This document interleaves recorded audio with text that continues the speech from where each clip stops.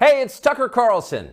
Imagine being a sixth grade boy in the United States right now. What are you hearing at school? What are they telling you on the internet? Well, they're telling you to stop being yourself, sit still, stop joking, suppress your aggression, share your feelings, obey. Female qualities are virtuous. Masculine qualities are oppressive. That's the message. In case it wasn't clear enough, schools around the country have removed urinals from boys' bathrooms. The male body itself is shameful. Sit down when you pee like a good little girl. Views like this are often called feminism or woke politics, but in fact they amount to mass conversion therapy, an attempt to change the fundamental nature of people. Nothing like this has ever been attempted at scale. It's one of the most grotesque and destructive experiments in human history. What would it be like to find yourself the subject of that experiment as a boy trying to become a man during the Biden years? Well, you might kill yourself. Many have. You might decide to reject your own manhood and embrace androgyny, or even switch sexes. Girls are better? Fine, I'll become one. Or more likely, you might simply withdraw into porn and weed and video games and give up on your life before it's begun. You might retire at 19, a less dramatic form of suicide. All around us, this is happening. Noticing it is forbidden, but that does not make it any less real. So it's probably not surprising that Andrew Tate was the most Googled man in the world last year. He offers a different vision. Tate is a former professional kickboxer who about a decade ago began posting advice to young men on social media. Tate's view is that men want respect above all. It's how they're wired. In order to get respect, men must become worthy of it. They must become more impressive. Wake up early, work as hard as you can, stay sober, find God, keep yourself physically fit, don't complain. That's his worldview. Earlier generations of Western leaders might have found parts of Tate's message inspiring. Now it's seen as a threat. The media treated him like a criminal up until the day he was officially classified as one. Just after Christmas last year, Tate and his brother Tristan were arrested and thrown into prison in Romania, where they live. The Tates were held without charges for 3 months, very likely with the encouragement of the British and American governments. In June, they were charged with human trafficking. They're now under house arrest until their trial. Are the Tates guilty of human trafficking? We're not their lawyers, but it's worth noting that as of today, not a single woman has come forward to say that she was kidnapped or imprisoned or moved across international borders against her will by Andrew or Tristan Tate. It's also true that in some ways, the charges against the Tates seem inevitable, like they were always going to happen. Accusing a man of a sex crime is the fastest possible way to discredit what he's saying.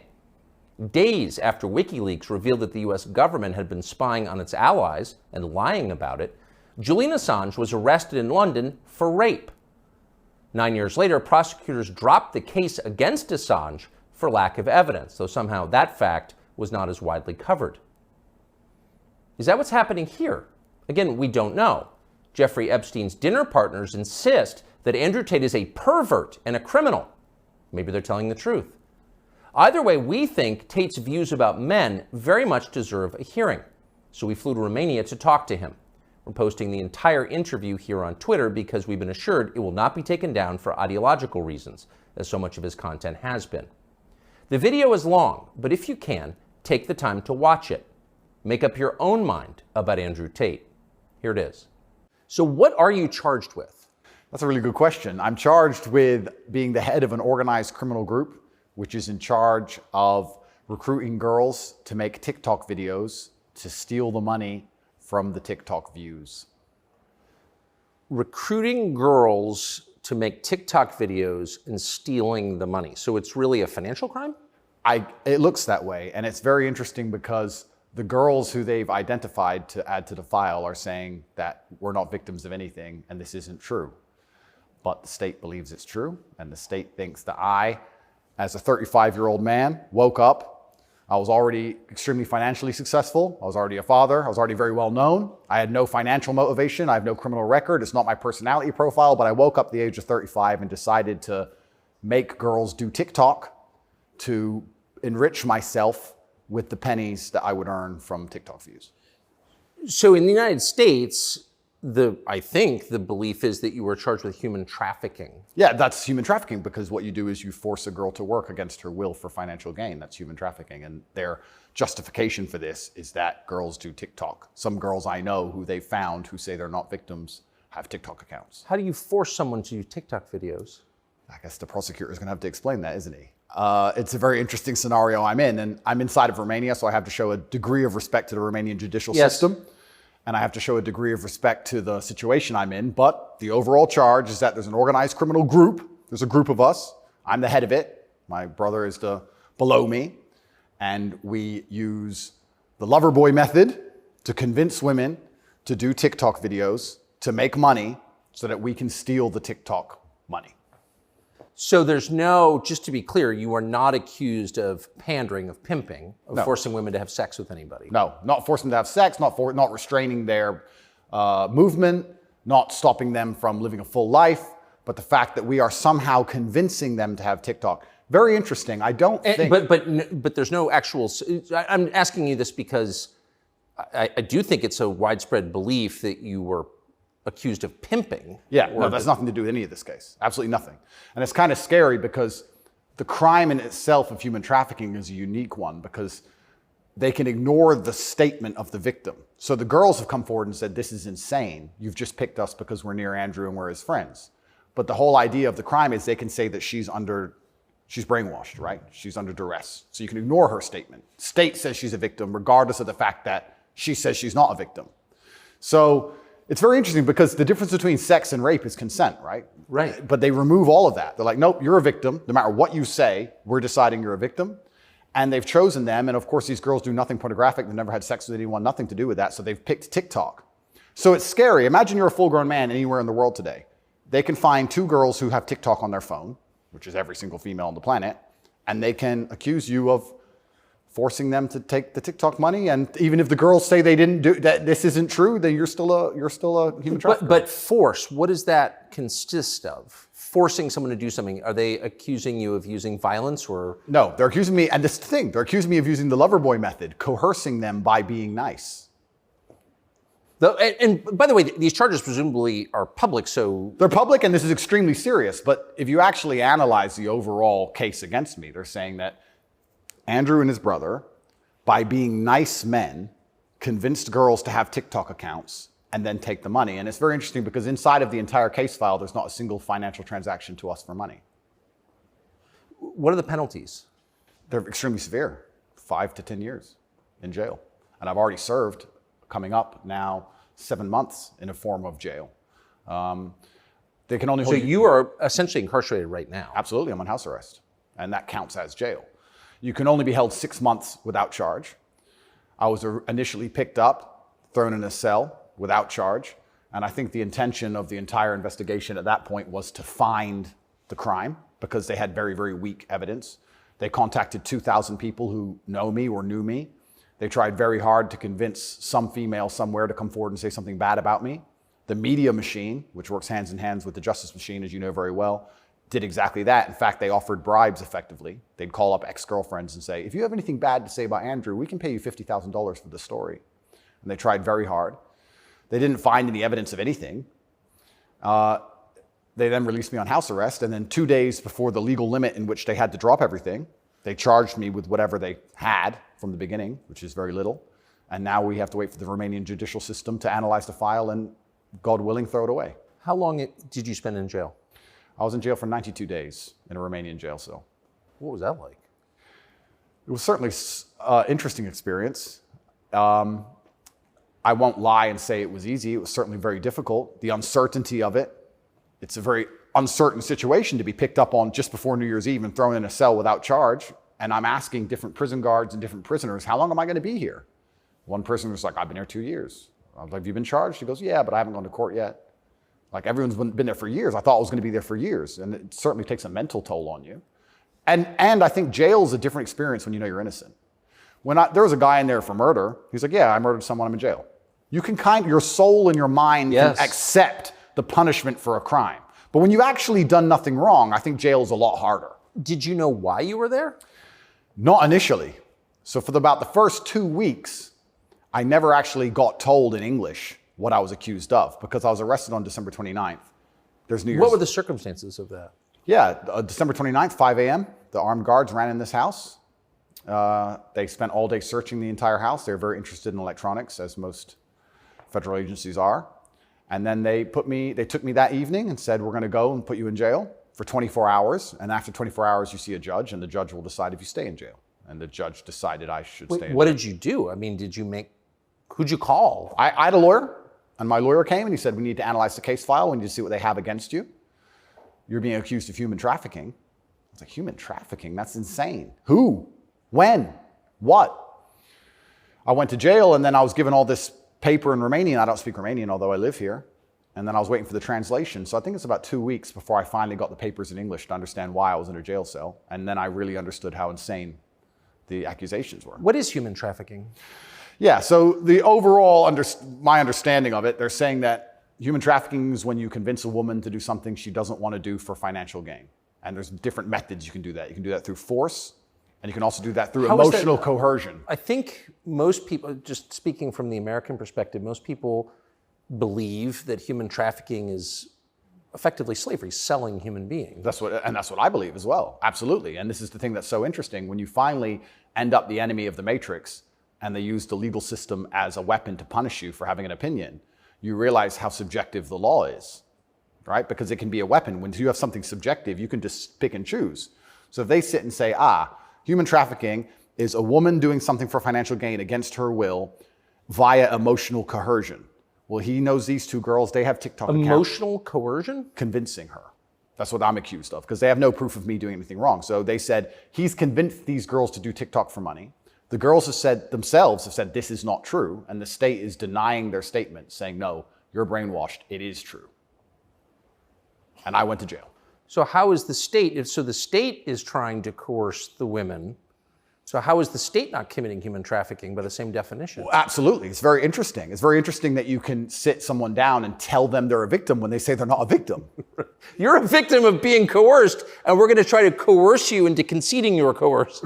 Exactly, it's a very interesting scenario. And okay. Yeah, and it's a very interesting scenario, and it's up until this point, no judge has looked at the evidence of the case. So up until this point, I've been to court a bunch of times, but the only reason I was in court was to discuss my preventative detention. So under Romanian law, if you being free can impede the investigation, you should stay in jail. So the judge agreed that, yeah, maybe if he's free, he can damage this investigation because they're trying very hard to get something on this guy. So I've done a bunch of jail time. And now it just begins. The judge is going to look at the case. And like I said, God willing, I still have enough faith in the Romanian judicial system that she's going to look at this and go, this is not a crime. Or you're aware of the media coverage of this, however. So you're in jail for 90 days or more, and the rest of the world is talking about you. Do you know what they're saying? They're saying very heinous things, and I would hate to come across as a conspiracy theorist, Tucker, but I kind of have a feeling that this might be something to do with my influence and an attempt to slander my name. Perhaps I'm crazy. But the fact that they chose such a heinous crime, and they reported it so heavily, and they won't shut up and keep repeating basically a slander attack day after day after day. Also considering the fact that other people who genuinely commit heinous crimes have far more favorable press coverage. I don't want you to think I'm a conspiracy theorist. Please, Tucker, I would hate for you to come here and call me crazy. Yeah. But something very strange about it, and I think What, when Jeffrey Epstein's friends call you immoral? Yeah. The goal of it is certainly to slander my name, and I like to see it as a litmus test. I like to see it as an intelligence test. Anybody who wakes up and looks at me and goes, he's a human trafficker because of TikTok, they're fully gone. So, but from the West, just to defend the average news consumer in the West. Sure. Andrew Tate, kind of an outlaw. Yep. Lives in some palace in Romania, wherever that is. Yep. And Romania sounds like the kind of place where human trafficking is like the main industry. A lot of it happens here. That's what's so crazy about it, right? What's so crazy is if they really wanted to find a human trafficker, I think they could probably do it quite easily. But they managed to get me. That's certainly the perception. But it's one of those charges that kind of sells itself. Oh, absolutely. And it doesn't matter if you're found guilty or not, right? You're a human trafficker forever. And but I do think that public consciousness is changing. I think with things like there's been some very large court cases recently involving some very famous people in which women were caught lying, trying to slander men's names for rape and these kinds of things. And I don't think people believe it anymore. But that scares me to a degree, because I think that the typical weapon, the standardized playbook, is now failing, and I don't know what the new playbook's going to be. It's almost like better the devil you know. That you're too famous, you're too successful, we don't like you. Call him a rapist or a human trafficker, put him all over the news, slander his name, try and wreck his life. Now that nobody believes it, what's the next move? What are they going to try next? Wouldn't it just have been easier to commit like a massive financial crime and defraud people of billions, come up with like a fake cryptocurrency, call it like, I don't know, FTX, or just give a name to it. Yep, something random. You know, steal billions and get your parents involved and buy a bunch of real estate in the Bahamas, and then like you'd be sort of a hero, right? Oh, absolutely. And I would have certainly made a lot more money than TikTok, because I don't think TikTok even pays you for views. And if it certainly does, I never got a single transaction from it. So it's a very interesting scenario. But if I was accused of a financial crime, my name would not be slandered. So no, of course. Well, of course not. You have the presumption of innocence. So just back to the jail thing. So you're in with your brother. At the beginning, I was not, but towards the end, I was. Yeah. What did you do all day? It's a good question. I looked at the wall, stared at the wall, smoked cigarettes, lots of push-ups, read the Quran. You smoked cigarettes, did push-ups, and read the Quran. Basically, yes, and certainly had some introspective moments. Tried my best to get out, tried my best to, via my small phone calls, understand what's happening in the outside world. Tried to make sure that the people I love and care about are taken care of, because I'm the man of my family, and I'm also the man of quite a large, I wouldn't say empire, but life. And there's a whole lot of people who rely on me. You know, you have staff and families, you have children and families. I know the feeling, yeah. So when you're plucked from that, it's kind of strange. You're in jail, and you're concerned for yourself, but your primary concerns are also all your duties as a man. I have duties as a man. I don't want children to starve. You've got a whole tribe. I've got people to pay. So it was very, very frustrating, constantly trying to make sure everybody else was okay and feeling helpless. That's what hurt me the most. I was trying to make sure everybody I love and care about was fine, and I wasn't as powerful as I should have been. And that was very upsetting, and especially if they were going to keep me there for years. I was having serious concerns about how I can feed the people I love. Did you ever come to the edge at all? No, I certainly had some days I was less happy than others, but I made sure that my mindset was built in a way that I could always be doing something constructive. And also, I think you get what you give in life. And if I ever felt particularly sad on a day, I would try very hard to make other people happy, because if I made other people smile, I'd feel better.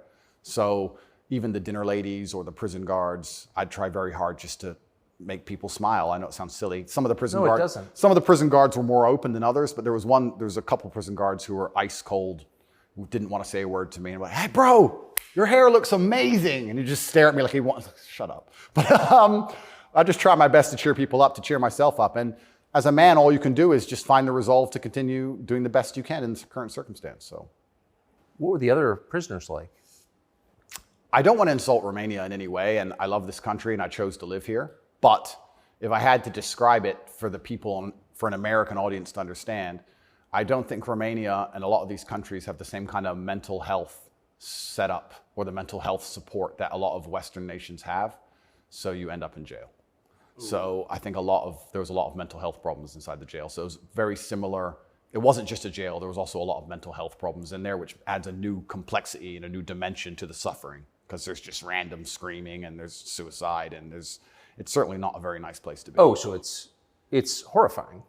Yeah, I don't want to go back. You hear the phrase Romanian prison, and it sounds tough, so it was what you would imagine. It is, and when this process is over, there's a lot more I will say, but I will say the staff were very nice to me, and I want to make this clear. I want to make it very clear that all the staff in the jail were very professional and very nice to me. I would almost say that they believed I was innocent and they understood that I didn't belong there.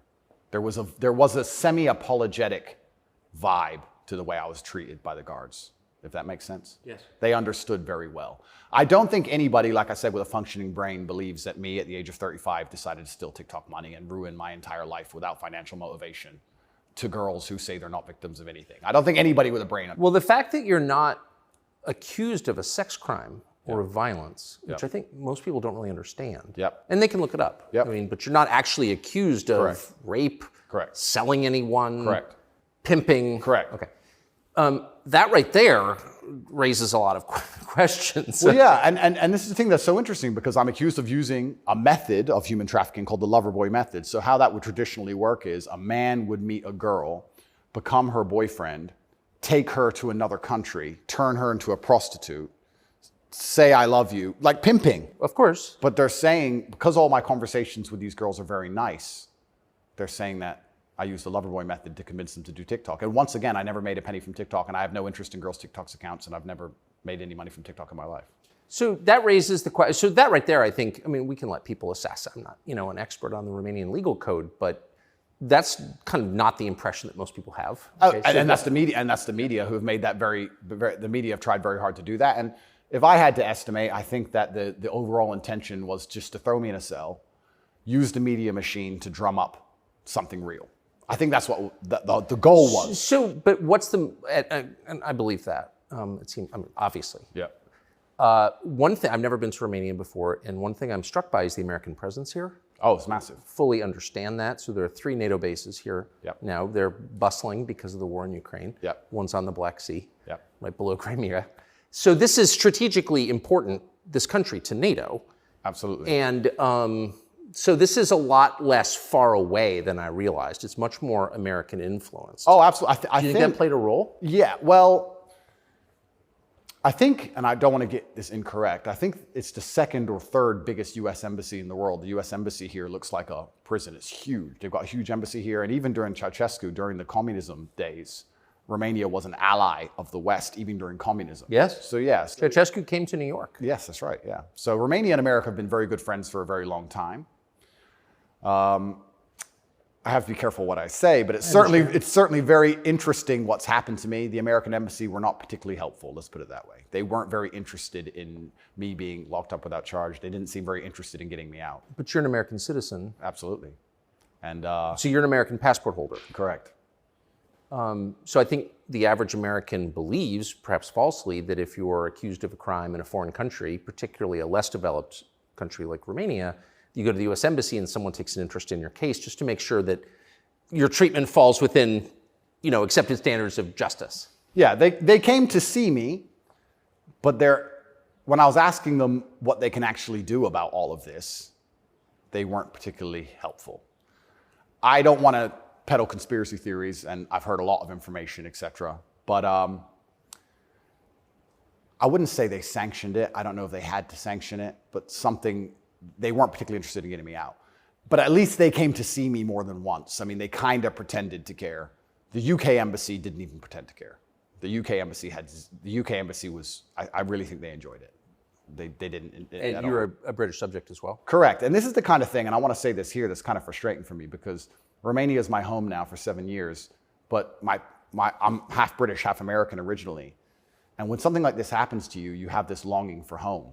You kind of want to go home. When you end up in a jail in a country where, even though you've lived for a long time, you don't speak the language, you don't understand the legal system, going to court in a foreign language is far more intimidating than in your own language. I can imagine. You don't have a clue what's being said. You don't understand how anything works. And then you kind of have this longing for home, but I feel like my home countries hate me, and they hate me because of my message, which I believe to be a positive message. So you kind of have this strange feeling of homelessness, because it's like, well, if I go to the UK, I believe they're going to attack me the same. If I go to America, I believe they're going to attack me the same. So where do you go? It's kind of scary. Where do you go? It's a good question. We're going to have to see. How did you wind up here? I moved to Romania. I came to visit a long time ago. Before anybody ever visited Romania, I came to visit, and I genuinely fell in love with the place. It truly is a fantastic country. I love nature, as an amazing nature. It's a very safe place. It has this reputation of being dangerous. It's not dangerous. It's very safe. The people are very good. The people are very conservative traditionally. It's almost like America was 20, 30 years ago. It's gorgeous. They have a bunch of nice restaurants and plenty of things to do, and I've never had a problem here in any way. Never had any issue with the law or with the other side, criminals, nothing, until this came out of nowhere. So it's been very strange. So what is it about your message, do you think, that infuriates certain people? Well, my message is traditional masculinity. My message is to stand up and say what you mean and mean what you say. And even going to the gym nowadays is an act of defiance, because when you have a man who's built with any degree of principle, you say no to things. And I think if I have to analyze my message and why I'm so disliked by the people who dislike me, it's not the things I'm saying, it's the fact that if you adhere to my principles and you adhere to the things I say, you end up being the kind of person who will resist certain ideas. You say no. What kind of man never says no? Name a man who never says no. Men say no, right? Men wake up and say, no, I don't think that should be done this way. No, my children will not be taught that. It's no. the father's primary job. Absolutely. So when you say to men, listen, you're allowed to have an opinion. You're allowed to have standards. You're allowed to have boundaries and barriers. You're allowed to get up and become important and work hard and try hard and become the kind of man who can't be controlled, then you're seen as an enemy. And I, especially with the massive influence I've gained, I think they look at me and go, he's helping men resist the slave programming. We don't need him around. We need to empty their brains so we can inject the slave programming and convince men to be eunuchs, because once you're eunuched, then you're not a threat. I think I buy that. Because your message, I'm not the world's expert on your message, but I've seen a lot of it, and it's not explicitly political, actually. No, it's not political at all. And their original attack before this Matrix attack is they weaponized virtue, which is what they usually do. There's no genuine virtue inside of these people. They weaponize virtue. They find a virtue, and they turn it into a bullet, and they shoot at you. I'm sure you know very well. Yeah, I've heard. Yeah. I was a misogynist for the longest time just for saying that men should have standards. If you tell a man he can have standards in a relationship in any way, you're a misogynist. It's actually very interesting because what does that mean to have standards in a relationship? But this is the thing that's so interesting about it, because they've gendered the argument when I never did. I said as a man, you shouldn't have a girlfriend who is a liar and a cheater, and you also shouldn't have male friends who are liars and cheaters. You shouldn't be around dishonest people, yes, male or female. Amen. And they gendered it and said, he's a misogynist. He's saying that men should only act this way with women, etc.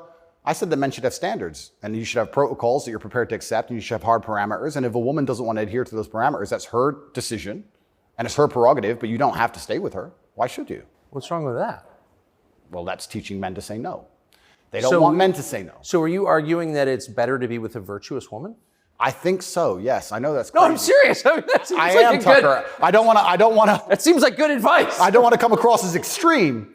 But yes, I am. And what's actually funny is I really believe most of the things I'm saying were accepted by absolutely everybody 15 years ago, 10 years ago.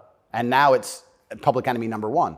And it's because of the mass influence I have. At one point, I became the most Googled man on earth. At one point.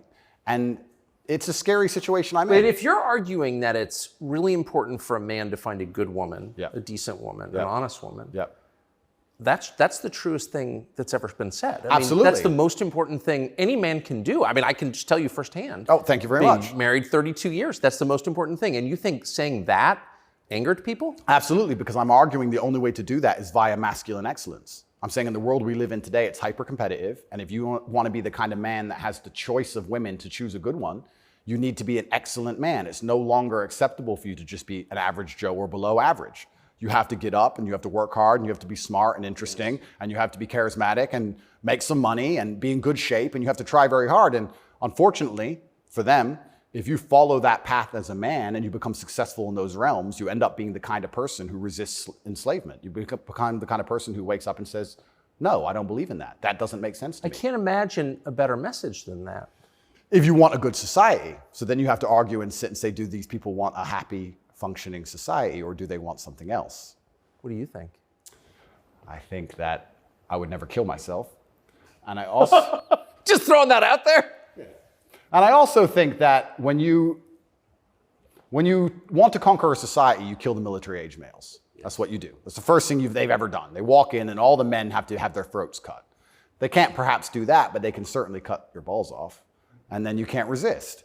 And I think there's certainly a movement to ensure that there's very little resistance left inside of the number one demographic which is required to resist oppression, which are military-age males. And they don't want those kind of people waking up with any kind of self-respect or standards or to say, no, I don't accept this. I do not need a 9th injection. They don't want that. They want you to sit and say, I don't need it, but the news said so, oh well. So in the one interview that you and I did, you had a line that I've been thinking about ever since. I thought it was so interesting. I never thought of it before. You said that a lot of people went along with the vax and that you didn't judge them because facts change. But now that we know that a lot of what we were told was wrong and some of it was a lie, it is a requirement of your own dignity, of your own self-respect to say so. Completely. And people should apologize. I really do believe. And I have nothing against the people who fell for the propaganda, fell for the programming, and took the vaccine. Yes, I agree. Fine. But you should wake up and say, I was fooled. I've learned my lesson. I will not be fooled again. But if you were fooled by the MSM and took the injection and you continue to be fooled and you've not self-reflected and you've not realized that they lied to you the entire way and you now believe the new bunch of lies that are all over the television, then there's something wrong with you. Or you don't care that you were lied to. You don't care that you were lied to, because I think a lot of this is actually genuinely cowardice. I think it's a very easy worldview. The life is easier if you accept the news tells the truth. Yes. Everything they want me to believe is true. Everything's nice and simple. Good guys, bad guys, doop-de-doop-de-doo. And if you want to actually wake up, it takes a degree of bravery, because then you have to destroy your entire worldview, everything you've ever understood and everything you're told, and you have to really look at the world and go, oh, this is a mess. And that takes bravery. And once again, that's why they don't want men to be brave. They want you to sit there and go, oh, it's easier if just, CNN said, so it must be true. And it's cowardice. And they're trying to instill cowardice in all of us. That's what they're trying very hard to do. And I think even just me as a person, the people who hate me, my detractors who dislike me so much, even if I say nothing, I just turn up, big, bald, strong, fast car. It's just me. I'm like the enemy to them, because I symbolize men who don't comply. And not don't comply in a negative law-breaking way, but don't comply if we don't agree with that or we don't see common sense in that, we're going to politely decline. And that's simply not allowed. What's it like to have the prospect of prison hanging over you? I think that I like to believe that this is a test from God. I like to believe that if you become the most Googled man in the world for saying that you have mental resilience, that God is going to make sure you don't have that degree of fame without testing you. I like to believe that God comes along and says, yes, I've allowed you to become the top G. We're going to see if you really are the top G. I believe that's how the world works. It's certainly intimidating, especially knowing you're completely innocent. But I believe it's a test, and I believe it's my job to pass the test for my ancestors and for people watching over me and for God. And I think I have to do the absolute best I can possibly do in the scenario and the circumstance, regardless of whether I win or lose. I still believe I'm going to win because I've seen the case file and I've seen that no laws have been broken. But even in the very unfortunate circumstance that this matrix attack goes deep enough to throw me into a jail cell, I think I should handle it like a man. I think I should stay and finish the process, and I should walk with my head held high and suffer as much as I need to suffer to stick by my convictions and know that I'm an innocent person. And I refuse to break. I refuse to cry. I refuse to be depressed about it. I'm going to wake up and I'm going to smile regardless. And regardless of what happens to me, I want everyone to know that, one, I would never kill myself. And two, I think that as a man, there's always going to be a degree of pain and suffering in your journey. I don't think you're ever going to become a successful man or be good at being a man without pain and suffering. And there's many times in my life where something terrible happened to me, and at the time, if I could change it, I would have. But retrospectively, you kind of look back and go, you know what, that was formulative for me. That's right. That is what God decided I needed to become who I became. So all of the pain and all the suffering I've ever gone through in my life ended up, in the end, building me into the person I am, and I'm proud of who I am. So if God decides I need to go back to a Romanian dungeon for however many days, then all I can do is accept it and accept his plan and accept that it's going to make me a better person and so deal with you it. see the hand of God in your life? Absolutely. I think that he is the best of planners. And like I said, if you retrospectively analyze all the times in life you wish you could have changed things, yes, he knew better. And I'm going to have to accept that. When did you conclude that? I guess I always kind of knew. I was atheistic for a while when I was younger. But as you get older, you start to look at the world and understand that the thing for me was actually, I guess, a scientific principle. It was Newton's law of equal and opposite force. If there is evil in the world, and I'd like to think we both agree there certainly is, yes, there has to be an equal and opposite force, which is good. And I would like to think that that is God. Even the idea of God as a notion, even just as a concept, if that idea of God resists evil, then God is real. If you have two islands, you have two people, let's say a ship crashes, and you have two people who swim to two different islands. And one island, they're atheists, savages, and they rip you apart. And the other island, you get there and they believe in God and they believe they're not allowed to kill you. Even just their idea of God, God saved your life. So I think even just the concept of God in and of itself, if enough people believe and it makes them do good, then God must be true. And that's the equal and opposite force to the evil of the world. And this is how I view it. So I don't see how anybody with a conscience cannot believe in God anymore. That's such a profoundly different worldview from the one that we're presented with, I think. Yeah. Do you think that's maybe the division in the West between people who see those forces at work and those who don't? I think the West is actually split between people who think and people who don't think at all. I think the people, there's no such thing as these two opposing worldviews. I think people believe there's worldview A and worldview B. I disagree with that. I think there's worldview A, the good guys, which are primarily people who do believe in God, do have parameters, do believe in standards, do believe in self-respect, do know how to say no. And there's worldview B, which changes day by day, based on what they're told, which means they have no real worldview at all. They just repeat. And they have no standards and they have no parameters. There's nothing you can tell them that will make them wake up and go, that's wrong, because they have no inherent morality. So you can literally, you could say bestiality is accepted and encouraged now. It's good for you for climate change. And they'll sit there and go, oh, for climate change, oh, well, off we go. And they'll just do it. So I think you have a camp of people who think, and you have a camp of people who repeat. And I don't think there's actually the opposing side to the good, I don't think function as a thinking populace at all. I think they simply repeat. It feels like the conflict between those two groups is getting more intense. It's certainly getting more intense. And it was interesting for me because, and I want to be an optimist, but I lost so much faith in humanity during COVID. If you would have told me how COVID would have gone down before COVID, I'd say no way. We're not that bad. I thought the people aren't that dumb.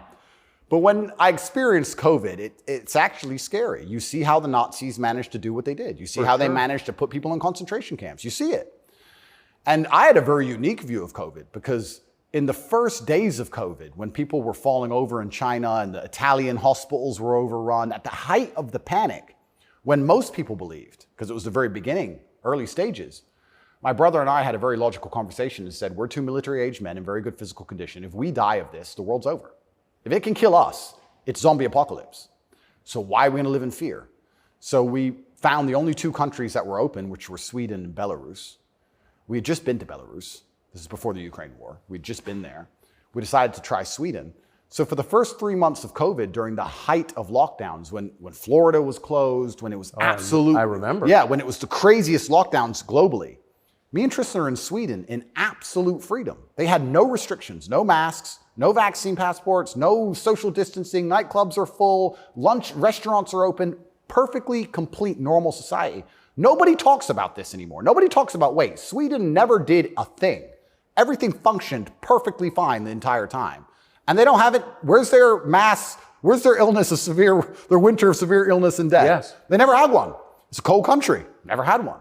So we were living in Sweden, living completely normal lives, seeing the internet and seeing this insanity. And we're like, well, surely if we just put up a few videos of us partying in Sweden in nightclubs, this will wake people up.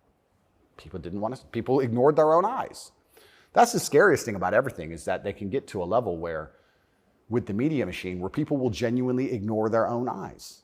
I don't understand how you can get people so brainwashed that they will see that the sky is blue, and then they'll watch that the sky is green, and then they'll look at it again and go, the sky's green. It's crazy to me, but COVID proves they can do that. And that's why the war is getting so intense, because the principled people are saying, how can you still believe in the things that you're saying? Here is all the logical, empirical evidence that is a lie. But these people are ideologically brainwashed, and they don't want to take enough. They don't have the bravery it takes to wake up and accept that they're being lied to. So they'd rather just, to the end of time, repeat what they're told. And it becomes more and more intense as it becomes more and more ridiculous. That's so scary. As it becomes more and more ridiculous, the more intense both sides get. Yes. Right? So what the future holds, I'm not entirely sure. But I like to believe, even my current charges, I found solace when I was in jail, that the thinking people are looking at this going, something about this doesn't seem right. Well, I mean, it is a little bracing. I mean, when I discovered, I was sympathetic to you already, but a man's accused of human trafficking. It's worth finding out what he's accused of. Sure. And when I discovered that there was no actual human trafficking charge, that's not actually human trafficking, I don't care what you call it. Yep. You weren't even accused of buying and selling anyone. then the next conclusion you inevitably reach is they don't like the guy, they don't like his views, it's fine. They're going to send him to jail for that. Yeah. That does seem like an escalation. Absolutely. But if they don't like your views and you're inspiring millions of people to resist slave programming, you become a threat. Like, they discuss me. But you can't send a guy to jail because you disagree with him. You shouldn't. But even before I went to jail, the members of parliament in the UK were talking about me and what a dangerous role model I am for young boys. So they launched this initiative inside of British schools to ban me. My name can't be said inside of any British school. And members of parliament were standing up in parliament saying, Andrew Tate is dangerous. He's encouraging young boys to have misogynistic views, because I'm literally telling young men to go to the gym and to stand up for themselves and believe in themselves and believe in something. And by extension, you look at some of the sexual education books these children are being given, which I believe at age 9, I don't think a child needs to learn about anal sex or any of these things. Probably not. Yeah, probably not. So they're pushing that to the children, but I'm banned. Well, they're also pushing weed and video games on boys. Oh, completely. And you can listen to rap music about killing people all day long. And there's a whole, and Lil Nas, he can have sex with the devil in his music videos. That's fine. But I'm dangerous for saying go to the gym. And once I realized what was scary to me is, I said this to my brother. I said, once the parliament's discussing you, you're basically considered a national security threat at this point. You're a threat to national security at that level. And then all bets are off. Right? What about the UK? So the UK has become more authoritarian than anywhere in the Persian Gulf. Correct. How did that happen? Yeah, and it's, like I said, it's very interesting because people still, the people in Camp B who don't think, a lot of them believe that the law is fair. I've had people say to me, oh yeah, what they're doing to you is garbage. You need a lawyer. So yeah, I do need a lawyer, and I do have a lawyer. Thank you. But it's not that simple, unfortunately. You know, the law is very subjective. And if they want to attack you with it, they're going to do a very good job of attacking you with it. And that's what the UK does. The UK have these laws which are extremely subjective, and they can use it as a weapon to basically silence anyone they decide. But or why? hurt anyone they decide. England is the birthplace of free speech, of habeas corpus, of kind of framework of liberal democracy that we thought we believed in. Yep. And now it's a country where people are arrested for praying. Well, what happened? Good question. And there's a saying that I heard, and I don't know who said it, but he said that a sick country adopts laws like a dying man will try medicine. And I think that the UK is failing in real time. If you look at it in any metric, whether it's living standards, whether it's crime rate, any metric you can measure the success of a country by, it's fallen off the cliff. It's becoming more and more expensive to live there. The education system's gone down the pan. London is the stabbing capital of the world. You're not safe to leave your house. So their answer to this is just more and more and more laws. And unfortunately, as they do that, they're not even intelligent enough to actually attack the people who are doing genuinely bad to the world. They just make more and more authoritarian laws, and they end up using them to attack the people that the government doesn't like. And I ended up being one of them. And I think Europe in general has problems. If you look at France as we speak, I think it's on fire, isn't it? Most of it? It is. Yeah. So they have issues, and their answer, what's a government's solution to anything? Law. What can a government do? No matter what. But they're not laws that are aimed at fixing the problem that's right in front of them. No, they're laws aimed at fixing the person who's talking about the problems. So why don't you get rid of the guy who tells everybody? Isn't that easier? Tucker? Why fix any of this? If we just shut him up, they won't know. No, but that's like responding to a heat wave by breaking your thermometer. Completely right. That's the plan. It's insane. Plan 1 is to break the thermometer. We might deal with the heat wave a bit later. But get air conditioning. No, let's break the thermometer. For now, there's too many people talking about the heat wave. So let's just break that. And then later on, maybe when we have time, we'll do something about the actual issue. It does seem like a lot of this is an effort not to talk about the real thing in Europe anyway, which is migration. Yep. And the UK, formerly known as England, and France have both been completely changed by people from other countries. Yep. And who I'm sure have added good things too. I mean, I'm not, you know, but they've changed them, and in general, they're not better countries. And like, why can't anyone admit that? But this is what's really interesting to me about what's happening, because we're talking about masculinity and men who say no and men who stand up. But there has to be balance. right? Yeah. Everywhere in the world, there has to be power balances. If there's not a balance in power, there's going to be a vacuum, and that's going to be filled. If you neuter the native population of men, if you destroy their mentality to resist, if you tell them that every single thing about them masculine is wrong, and you basically feminize and eunuchate them, turn them into eunuchs, and then you import high testosterone men from the third world who don't believe any of this garbage, who grew up in a society where they understand the only way to succeed is to be a fearsome predator to a degree. What do you think is going to happen?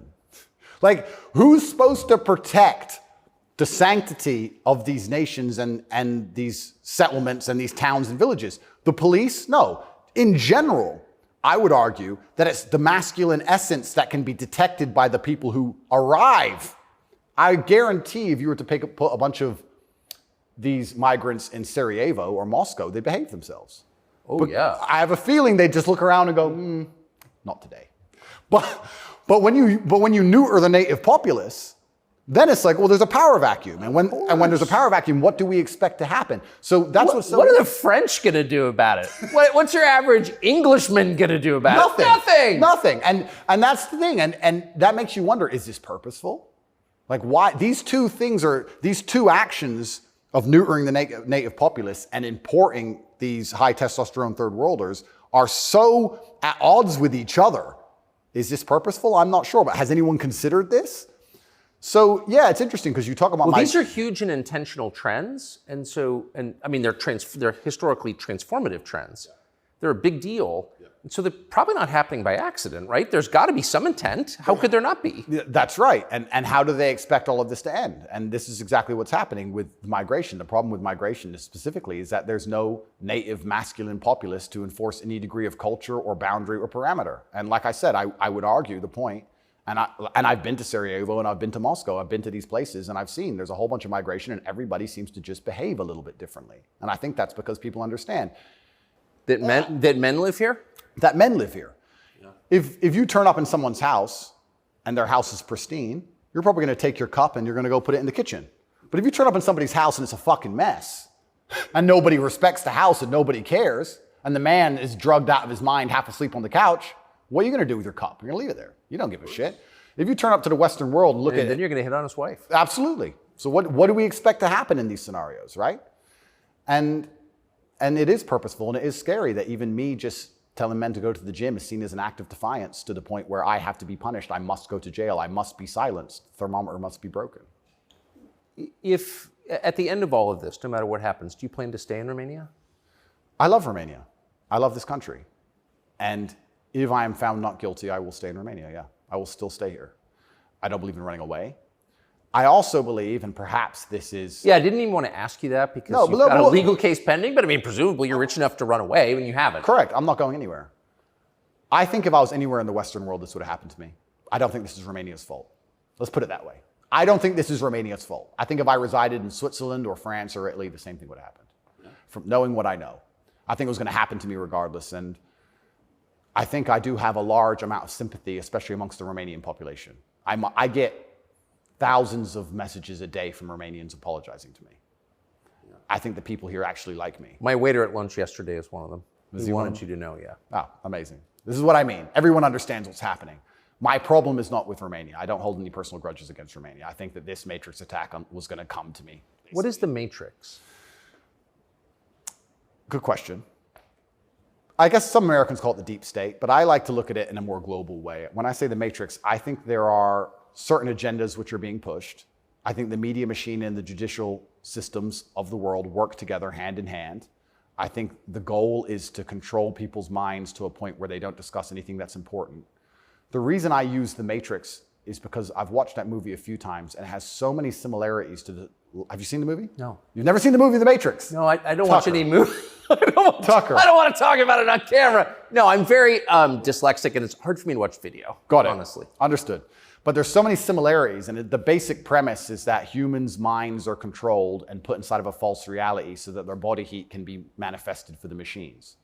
And I don't think it's much different to reality. Our minds are controlled. We're put in a false version of reality. We're told things that aren't true. We're arguing over things that don't matter. We're observing a false version of events. And the goal of it is just to distract us long enough for our bodies to be used for the machines, the soulless. And I think it's pretty similar, striking similarities. And even then, there's a bunch of other similarities which are difficult for me to explain. You haven't watched the movie, but there are agents inside of the Matrix, and the idea of the agent, the purpose of the agent is to make sure that nobody understands how the Matrix really works and to wake anybody's mind up. They want to keep you asleep. And any person can become an agent at any time. If they're not unplugged, if their mind is not free, they can become an agent, and their job is to keep you asleep. And you see agents all the time. COVID awoken me to agents. When I would sit and talk to somebody and they seemed perfectly rational and normal until I mentioned COVID, and then they'd fully change. No, it's dangerous. No, what do you mean? What do you mean? Are you crazy? My grandma got sick. And they became an agent instantly and started repeating the news to me. And I was like, your grandma got sick. How old is she? 97? Interesting. Oh, I better lock myself in my house then. Dumbass. So agents exist and the Matrix exists, and I think most people's version of the world is a false one. The idea and the world that most people have in their mind and how society functions and how all these things function, I genuinely believe is completely false. I think they've all been lied to. I don't think anybody understands how any of the world works. And I try and use some very simple, very simple analogies to wake people up. I said to one of my friends once, I said, if me and you could play video games for $10,000 and you could cheat, would you cheat? He goes, well, no. I was like, if I was whooping your ass and it was 10 grand a game and you could cheat, would you cheat? He goes, yeah. I was like, all right, so you accept that people cheat to win in a video game for a menial amount of money. You think they're not gonna cheat for something that matters? I think this they're not going to cheat for something important? You understand what I'm saying? Oh, yeah. Yeah. So, how about to get the most important job in the world, President of the United States? I would never kill myself. I mean, people kill each other over insurance fraud. You don't think, right? Yeah. Yeah. So when you actually understand how the world really works, what was really interesting? I remember there was this big military coup in, was it Myanmar or Burma? One of these, there was a big military coup like a year ago or something. And nobody really cared. They mentioned it on the news a little bit. And I looked at it and I looked into it. And they were talking about how the two political parties were almost 50-50. And then in the 90s, something changed. And now one political party just smokes the other one. And the military took over to restore democracy and all this stuff. It was very interesting, the voting machines they used. Really interesting. Something to look into. A lot of countries like that. Philippines, also true. Why do you think support for the war in Ukraine, support for Ukraine's side in the war against Russia, support for a war against Russia in the West, is kind of the bottom line issue for the people who run the US government and for the American media? Why? I mean, I guess you could argue about it, but there isn't an argument about it in the United States. There's a position, and anyone who doesn't hold it is attacked and punished. Why? Why is that so important? Well, the first thing I think we should all do is I think we should all give Putin credit for curing COVID, right? Because when his invasion happened, COVID went away. So thought about that. Think about it. It's almost to the day. So we have to give him some credit at least for doing that. He may be the bad guy of the world, but at least he cured COVID for everybody, nearly instantly. Fair. Thank you, President Putin. I, up until this point, never really commented too heavily on politics. Yes. But I understand very well, I like to believe what's happening with Ukraine and Russia. And what I will say to the people who are watching this at home is that if you are naive enough to believe that there are good guys and bad guys in wars, and it's as simple as good and bad, and that the bad guys are crazy and the good guys want freedom, then you need to do a little bit more investigation into what's really happening. And when you look at the vested interest of any country or any person... Can I just ask you to pause and just comment? That's the truest thing, what you just said. That is and anyone who doesn't understand that should shut the fuck up. And I mean it. Having seen war, anyone who's telling you that it's Churchill versus Hitler is an idiot. Well, I'll give you an example. When my father was still alive, Excuse me. Yeah, no, it's true. When my father was still alive, my father died 6 or 7 years ago. I was a lot younger. The war in Afghanistan was going on. He died 6 or 7 years ago. How old was he? 56. Oh gosh. He died. But the war in Afghanistan was going on. And I remember asking my dad, saying, why do the Taliban even fight and resist the American war machine? They don't stand a chance. Like, why are these terrorists even fighting against the American war machine? And my dad said, they're fighting for their way of life. They want their wife, and they want their children, and they want their society and their language, and they don't want pride flags, and they don't want American bullshit, and they don't want to be told what to do. And they're fighting to be a culture and be a people which is independent in and of itself. Like, they're not the bad guys you think they are. They're people who are like, why are you here? What do you want? We don't agree with that. That's against our holy book. Fuck off. Right? So even there's no such thing as good and bad in any war. And people. Who is your father? My father was a chess master. He worked for the CIA when he was a linguist for the CIA, and then he was American.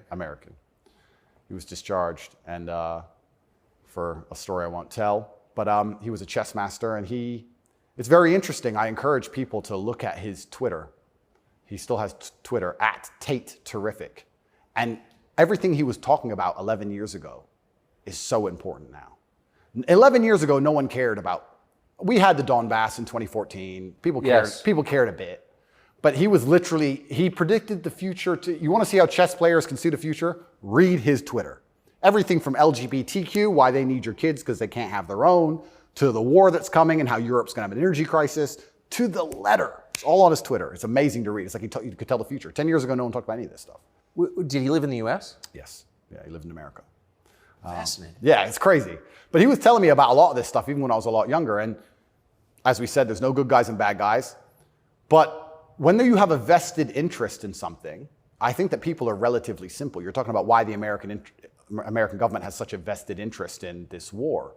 Which is not good for America. Which is not good for America. So is it, well, we can say it's for money or we can say it's for power. What else would it be for? What, is it really for freedom and democracy? Well, I think that's already been destroyed by Zelensky, hasn't it? So yes. What is it for if it's not for money and power? And then you say, well, who's the money and the power going to? These are logical conversations. It's a very logical thought process. I agree. You know, wouldn't it be interesting to say, okay, I woke up, I'm an American. I would never kill myself. I woke up, I'm an American. Why does America care? Well, I guess it's for money or power. There's no other reason. Okay, well, America wants to be a rich, powerful country. That's fine. Is the money and power going to America, or is it going to a select few individuals? Are those select individuals interested in me and my life? Do they care about benefiting me? Do I need to support the power grab of these select few individuals? Is that going to be a smart move for me to make, for me to have the best possible human experience? This is a very logical thought process. Yes. People don't seem to think anymore. They believe that there's a good guy and there's a bad guy, and one team's completely good and one team's completely bad. One team's crazy. They often use the word crazy because to be completely bad, you have to be crazy, right? So you're crazy, he's crazy, just for no reason. Reasonless. It's insanity. I don't know if you saw Lukashenko with the BBC. Did you ever see that interview? No. Oh, brother. Please watch it. The way he destroys the BBC. I thought I did the best job, but I take second place. Amazing, amazing. But yeah, and you just have to be critically thinking. And then after you're critically thinking, you have to be brave enough. And this is the real pandemic of the world, is cowardice. You have to be brave enough to look around you and realize, everything was a trick. Everything was a lie. But why not be a coward? I mean, it's just a lot easier, right? Well, it used to be. This is the thing that's interesting. I would actually argue in the 1950s and 60s, if you were to agree with every single narrative and obey every single law and do exactly what you were supposed to do and pay your taxes, etc., you'd at least get a wife who respected you. You'd at least have children who could go to school without being indoctrinated to a degree. Yeah. You could have a nice house. You could have a pickup truck. You could have a pretty good life if you just followed the rules. Yes. I don't think that's true anymore. I think that if you are a man especially, and this is what I talk about masculine issues. If you're a man who was born and you decide to do exactly as you're told, you're going to end up depressed, in debt, working a job that you hate, with a wife who doesn't respect you, with kids who don't listen to you, in a house you don't own, until she leaves you, and then you contemplate suicide a while, and maybe you might find some purpose towards the end, enough to survive and pay your taxes, and then you're gone. I don't think a man who just follows the programming is going to find any happiness. But they don't care. Why would they? They have no interest in masculine happiness. This is another thing that's very interesting. They talk about men's mental health all the time, especially in the UK. I'm not sure about America, but in the UK, they have this big drive for men's mental health, saying that men commit more suicides. A lot more. Because it's hard to be a man. We commit more suicides, we're more depressed, we have all these mental health problems. I come along, I genuinely get thousands of emails a day saying I'm helping men's mental health, but you can't help it the way Andrew wants. You can't tell them to go to the gym and stand up for themselves and have pride. What kind of man's going to have a solid mentality and not have mental health issues if he has no pride? That's part of being a man. Part of being a man is proud of yourself. If you wake up and you're not proud of who you are and how you look and the things you say, how are you ever going to have a solid mentality? So when I teach things that genuinely help men's mental health, that's outlawed. No, you're not allowed to do that. Instead, you have to take our version, which is to pretend to care about men's mental health, but not give a shit. Give them a life they know they're not going to enjoy, pay taxes, and die. And men are the backbone. And medicate them. And medicate them. Medicate them long enough to keep working. The same way as we medicate farm animals. Just a bunch of injections. Yeah, just keep them alive long enough to get the milk. Milk's gone. Chop the head off. Boom. They need to put you in prison. They're trying. Yeah. I can see why. They're trying. And it's scary. A lot of people, but then what do? Do I just shut up? No. You don't think so? No, you can't shut up. I mean, because in the end, your self-respect, your dignity is the only thing. That's right. And this is what people don't understand. People say, Andrew, why are you fighting this war? And they don't understand that war is certain. You either fight war against injustice and you fight war against the things you know that are wrong and you feel good inside of yourself, or you accept the slave programming and fight a war with your own mind. You have to fight something.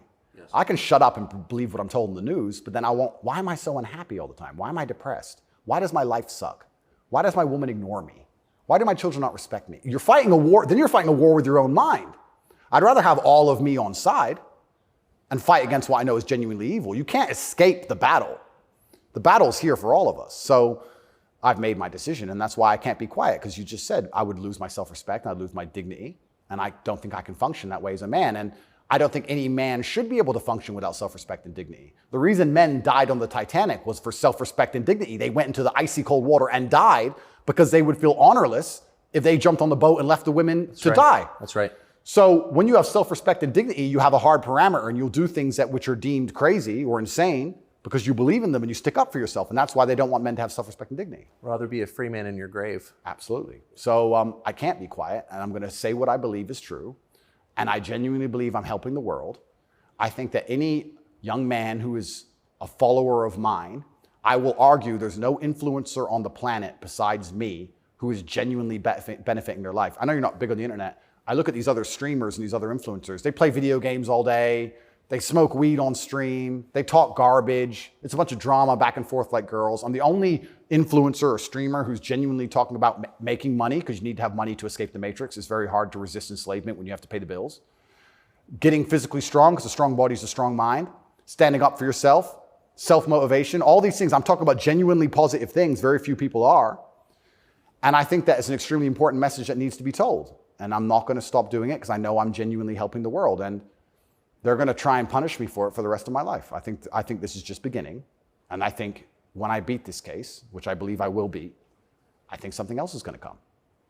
And it's kind of scary because I am a little bit afraid and a little bit intimidated by the incompetence of my enemy, because their standardized playbook is now failing in real time. The standardized playbook is the media attack, the lie, and it's not working anymore. And it got me a little bit worried about what the next move is. You used to just be able to lie about a guy all over the news and you win, right? But now it's like, shut up. So now what? I don't know. And that's what's kind of scary in my scenario, because nobody's going to believe any of the crap they print about me. Nobody believes it. Nobody believes it. Whenever I do an interview with the Matrix media, nobody believes it. They have to turn the comments off because everyone in the comments are just ripping them apart. Well, you do seem very sad on the verge of killing yourself, are you? Absolutely not, really not. I never would. And that's what you said that. I know. I have to keep saying it. I have to keep saying it because it's scary, right? But I believe you get 3 lives. I think they cancel you initially. And then when that fails, they try and put you in jail without a reason. And if that fails, there's only one option left after that. That's right. So I'm in a very scary scenario. But I guess the same as the men on the Titanic just couldn't get on the lifeboat. I just can't stop saying what I believe to be true. If a young man comes to me and says he's depressed, I'm going to tell him how to become a kind of man who's proud of himself. And if that makes him the kind of person that resists slave programming, I'm always going to be public enemy number 1. You've said depression isn't real, or it's not, as the way we describe depression isn't accurate. What do you think of depression? When I say depression isn't real, that really upset the world, especially the liberals, because they all live on medication, right? When I say depression isn't real, I'm saying that because I don't believe in things that can take away power from me. If I believed in depression, I would have been depressed in jail. But I can't be depressed if I don't believe in it. If you don't believe in ghosts, how can you be haunted? You have two people in a haunted house. One believes in ghosts, one doesn't. There's a knock in the night. One wakes up, calls an exorcist, is terrified, looks for a ghost. The other guy doesn't believe in ghosts. Knock in the night, goes back to sleep. It's the belief in the ghost that gives it the power. If I don't believe in depression, I believe in feeling depressed. Sure, we're humans, we have emotions. Sometimes we feel depressed, sometimes we feel happy. I don't believe in the idea of becoming a depressed person who has depression. I don't believe in that. I don't think that's possible for me. So if I don't believe in it, how can it happen? I don't believe in depression. So why would I not adopt the mindset that makes me the most capable predator I can possibly be? Why not adopt the mindset that makes me as competent and as fearsome as possible? If you have to install software in your own mind, why would I not install software that makes me capable of not only driving a Bugatti and flying on private jets, but sitting in a Romanian dungeon covered in cockroaches? I need to be able to do all of it. So why would I believe in something that made me incapable? I don't believe in depression because I think that even the belief in and of itself, when you feel depressed, you'll start to consider, maybe I have depression. Then you go see a psychiatrist who tells you you have depression. Then they want you on pills. It's the belief that goes down the spiral. If I feel sad, I go, I'm depressed today. I'll be fine tomorrow. So why, I suspect you're right, or what you're saying is pointing toward truth. That's my personal view. But even if I disagreed with you, I disagree with you. Why is that so offensive, what you just said? Well, that's what's interesting, because when I said depression wasn't real, the number of people who would attack me defending depression, this is why I didn't understand. Right. You say depression isn't real, but depression's ruined my life, and it's super real, and it ruined my life, and I lost my marriage. I'm like, if I told you it wasn't real, you should be coming to me saying, tell me how it's not real. Please help me with my depression. Why are you trying to convince me that it's real? Why are you sticking up for it? And why are you defending depression? And why would I adopt the thinking of someone who's sad? Why would you're going to convince me to take your worldview. You just told me your wife left you, you're fat, and you want to kill yourself. And you want me to sit here and go, with my perfect life, and go, you know what, I want to think like this guy. You're out your mind. I don't believe in it. And because I don't believe in it, it's made me the kind of person who can't become depressed. And the reason they don't like me attacking that is because depression is a fantastic way to subdue a population, right? If everybody's depressed, it's hard to have a revolution. You're depressed. Oh, they've locked us all in our houses. I don't want to go outside anyway. I'm sad, right? So depression's a fantastic tool of population control. They have no problem with you being depressed. They have a problem with you being the opposite, principled and energetic. No, you don't want principled, energetic people. That's a problem. A bunch of depressed people, easy. If you had to invade a country, would you rather the opposing army be principled and energetic or depressed? I'll tell you, I would not want to be invaded by a cheerful army. Absolutely. That's scary. They're having too much fun, right? You want them all to be depressed. So a morose army is easier to defeat. I agree. Absolutely. So depression is a defended idea. You're not allowed to even talk about it. You're not allowed to help people get out of it, right? They like the idea of a depressed population. And this is what I say to people. Now, I'm not stupid. I understand like PTSD is real. I understand mental health is real. I'm not saying that, but I say if you're an 18-year-old boy or 18-year-old man and your life is pretty much okay, bacteria didn't steal your eyesight, which could have happened. You never had a car crash and lost both of your legs, which could have happened. You're actually very fortunate. And you wake up and you say, I'm depressed. I think you're an idiot. I don't think you're depressed. I think you've been psyoped. I think you feel a little bit of depression, and you can fix that by changing your life. I think if you became rich and strong and smart and successful, and you worked hard, and you dedicated yourself, and you were motivated, and you tried your very, very best to become excellent, you probably wouldn't feel depressed anymore, which means it's not a disease, is it? So why would you, the only reason you're even saying you have depression is because you believe in it. So you're arguing for cause and effect. You're saying if you live a certain way, you're going to feel a certain way. Absolutely. And I also would argue that I think we've evolutionarily, even though I do believe in God, I think that we've designed ourselves and the human has grown into a way where if you feel depressed or sad, I think that's a fantastic trigger or a warning signal to do something. If you were to say to me, Andrew, you have to complete this monumental task. You have to conquer the world. I would say, okay, but I need a emotional motivation to do that. I need to be unhappy having not completed the task. I need to be uncomfortable, right? If you're uncomfortable being out of shape, you'll get in shape. If you're happy being out of shape, then you're just going to stay out of shape, right? So if you feel a degree of uncomfortableness inside of your mind, I think it's just your mind telling you that something about your life needs to change. Yes. You need to get up and change something. Guys would say to me, I'm depressed because I'm fat and I have no girlfriend. And I'd say, no, you have no girlfriend and you're fat and that's why you're depressed. If you go change those two things, you'd probably be surprised that your disease goes away. I had another guy say he was going to kill himself. I said, listen, it's back when I used to reply to my emails when I was smaller. I said, make me a promise, get a six-pack first. Of beer? I said, get a six-pack first, get in fantastic shape, and then do whatever you want. Didn't want to kill himself once he was in fantastic shape. So he did it? Yeah. I have the before and after. I'll put him on Twitter. Kind of interesting that, isn't it? So how are we going to say we have this disease, which is cause and effect? How are we going to say we have this disease where there's something wrong with you as a man, you have a disease because your life sucks? I mean, I don't think that's true. I think that your life just sucks and you should change it. And another thing I also preach, and this is another thing that's very important, I also think as a man, because life as a man is pain and suffering, and when I say that, because you're never going to be a good man or good at being a man without pain and suffering. You're going to have to go through a bunch of shit and have a terrible life to become a good man. I think you should embrace that and accept it. And I think that the correct mental model for men to have is a degree of stoicism and not to be too concerned with even how they feel. If I woke up today happy, I would have done this interview with you. If I woke up today sad, I would have done this interview with you.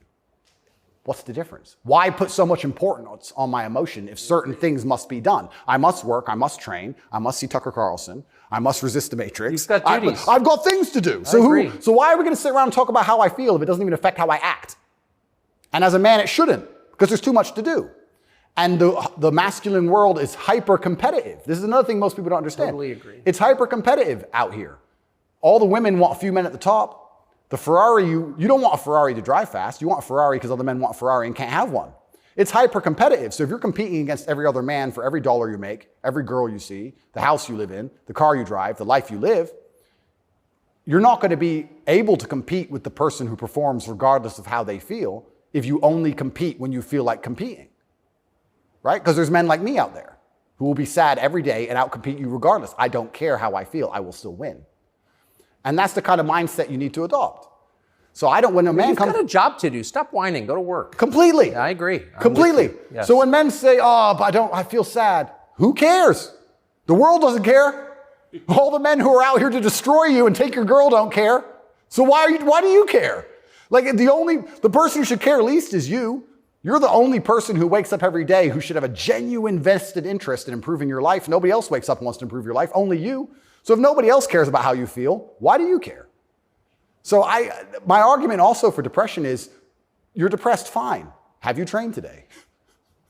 Well, that doesn't change what you should do with your life, depressed or not. And I don't say this because I'm an eternally happy person. I say this because I've experienced all ranges of human emotion. I was in a Romanian jail cell with cockroaches crawling all over me as I slept. I never missed a day of training. I wouldn't say I was particularly happy, but push-ups must be done. So they got done. You're very close to your brother. Correct. And you were locked away for part of that with him. And did you have fun at all with him?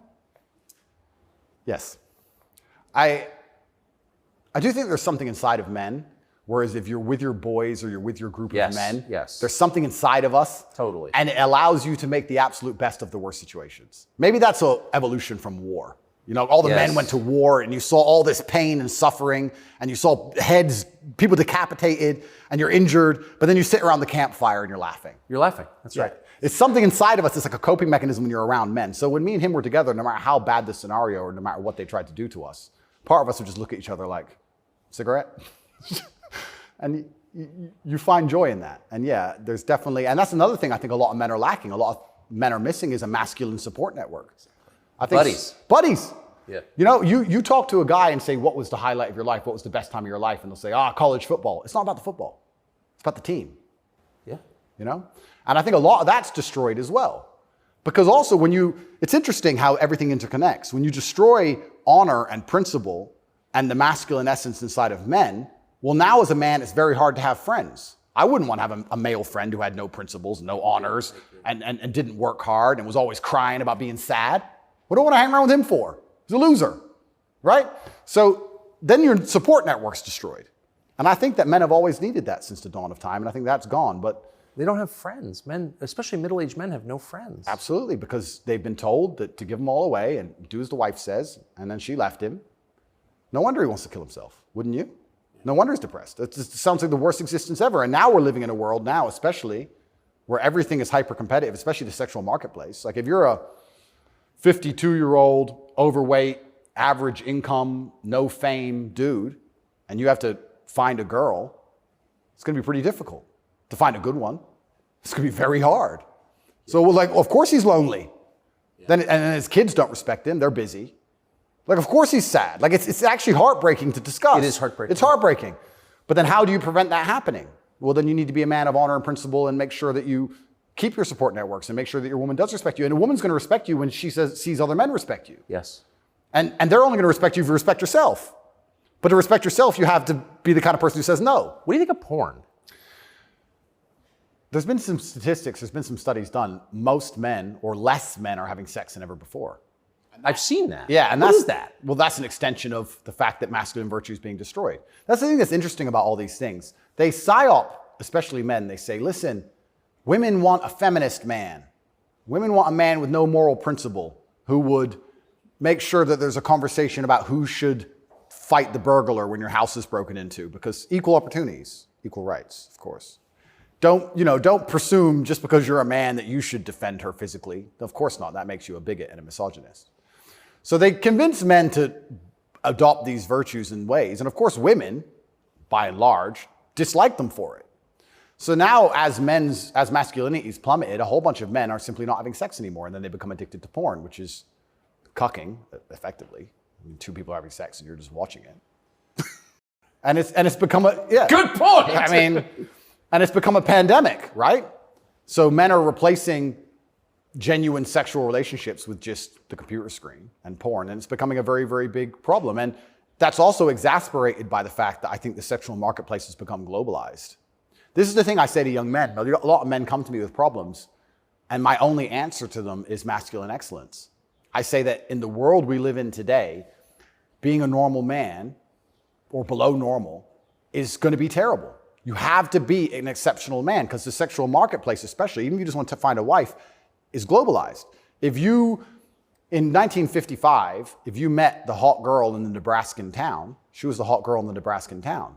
If you meet her today, she's being offered to go to Courchevel and go skiing in France, and she's being offered to fly to Dubai.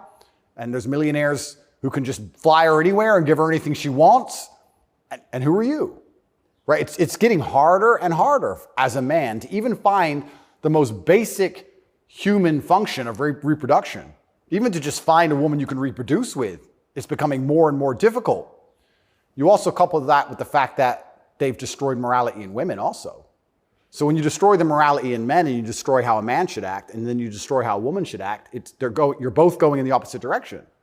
Most women out there are very happy to share a man who's just rich and famous, and they don't care. It's right. So if you're the normal guy, there's this rich famous guy with 30 girls. That's 29 dudes who are lonely, and they end up watching porn. And if you have a porn addiction or you have a problem with porn, you have a problem with yourself, because I guarantee if you're the kind of man you're supposed to be, you would have no time for that. And you wouldn't need it.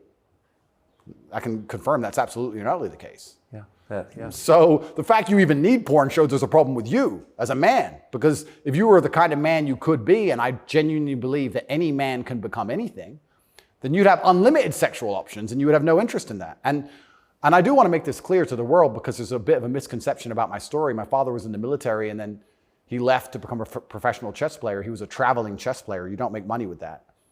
My mother and father broke up at age 9. We moved to England purely because you get more help from the state. I was raised on welfare in Marsh Farm, which is the worst area of the worst town, Luton, with the highest crime rate. I went to a school with a 4% pass rate, single mother household effectively. Started from absolutely nothing, became a kickboxing world champion. Your mother was English? English, correct. So I started at the absolute lowest echelon of life, and I would like to consider myself somewhere near the top now. I've been through absolutely every stage. So when I say to men, you can become anything you want, and my answer to you is masculine excellence, there's no other answer. I can't tell you how to rig the game and cheat the game. If we're all racing a race and I have a Ferrari and you have a Nissan, I mean, sure, you can get a bit better at driving, but you're probably going to lose. You have to get a better character to play this game of life. So that's why I preach masculine excellence, because for many of the world's problems today, porn, sexual access, being respected by your peers, making sure that your wife's going to stay with you after the children are born for a very long time. That's right. Being happy, anything. It all comes down to who you are as a man. The only answer is masculine excellence. There's nothing you can do besides hard work, accept the trauma and pain and suffering, and work harder than everyone else around you worked. And that's why porn's a problem. So I will genuinely say to any man out there who finds himself loading up that website, go take a look in the mirror and realize why no one wants to fuck you. Fair. And I said this to guys before. If you were a girl with all the choices she has, would you choose you? Think about it. And if you're honest with yourself, a lot of these guys, if they look in the mirror and go, you know what? No, I wouldn't choose me. Work out why and do something about it. Absolute and utter self-accountability. This is something that's also missing. I take accountability for everything in my life. Even going to jail, although it was unfair, although it's a matrix attack, although it's garbage, it was my fault. I sat there and go, what did I do wrong? How can I learn from this? Where is my part to play in this? What did I do? Because my actions are what I have the most control over. I have self-accountability for everything. If a woman doesn't want to sleep with me, I don't sit and say, women are this way, society's that way. I just sit and say, okay, why? What can I change? So any man who's loading up porn needs to go have a long conversation in the mirror and realize that he's not desirable or as desirable as he should be or could be. I come from absolutely nothing. I'm mixed race. My father was black and my mother's white. So statistically, mixed race, single mother household, bad area. I ticked every box to end up in jail. I ended up in jail for the wrong reasons. I guess You fulfilled your destiny. can't escape statistics. I ticked every box to be a delinquent, and I refused to be one. I absolutely not refused to be a delinquent. I said, no, that's not who I want to be. I want to be a superhero. And I know the only way to be a superhero is to, one, suffer, like Batman did, his parents died, and two, work hard. What does your mother think? My mother's exceptionally proud of me. She still worries because mothers worry. But even when we were in jail, she said, well, I know you're both strong. So, like, she knows she has men. She knows she has, That's pretty great. Yeah, of course. And I think that's what, I believe especially also, I think a man has a duty to his last name. I think we carry the last name. We have a duty to our last name. I am a Tate. I am my father's son. The reason my father is discussed so heavily is because of my monumental success. I keep him alive via my success. I would love to think my son does the same thing. Yes. They will talk about my son in a way where they're so interested in his life path that I must be discussed by extension, and then I live forever. So I have a duty to Tate. I have a duty to my last name. I must perform. And this is what I said to my mother on the phone. I'm a Tate. It's fine. Oh, but the conditions are bad. Yeah. That's life. And even as a man today, you're waking up, you want to load up a porn website. You should have respect for your last name, and you should sit and say, is this who I am? Is this what I do? A lot of this comes down to the things we discussed at the very beginning. Self-respect, honor, dignity. Well, you have no dignity? Well, I have too much dignity for that shit. And a lot of these men have no dignity, no self-respect, and it's all an extension. It extends of why they're never going to be who they could be, and also what they do to cope with that. And yeah, porn is a coping mechanism. What do you think of women? I think women are some of the most powerful people on the planet, firstly. A lot of the conversations we're having, most people don't understand that women are the gatekeepers, and women are the ultimate judges. Women are the ultimate judges, especially of sexual access, right? So when I say that maybe 40% of the letters I got in jail were from women, just love letters. Perfume on them and kiss marks. And the traditional masculine role is still respected and loved by so many women. If you were to ask the average woman on the street who hasn't lost her mind what she wants in a man, she would like to be financially provided for, physically protected. I love women. I think they are the most powerful and precious things on the planet. They give life.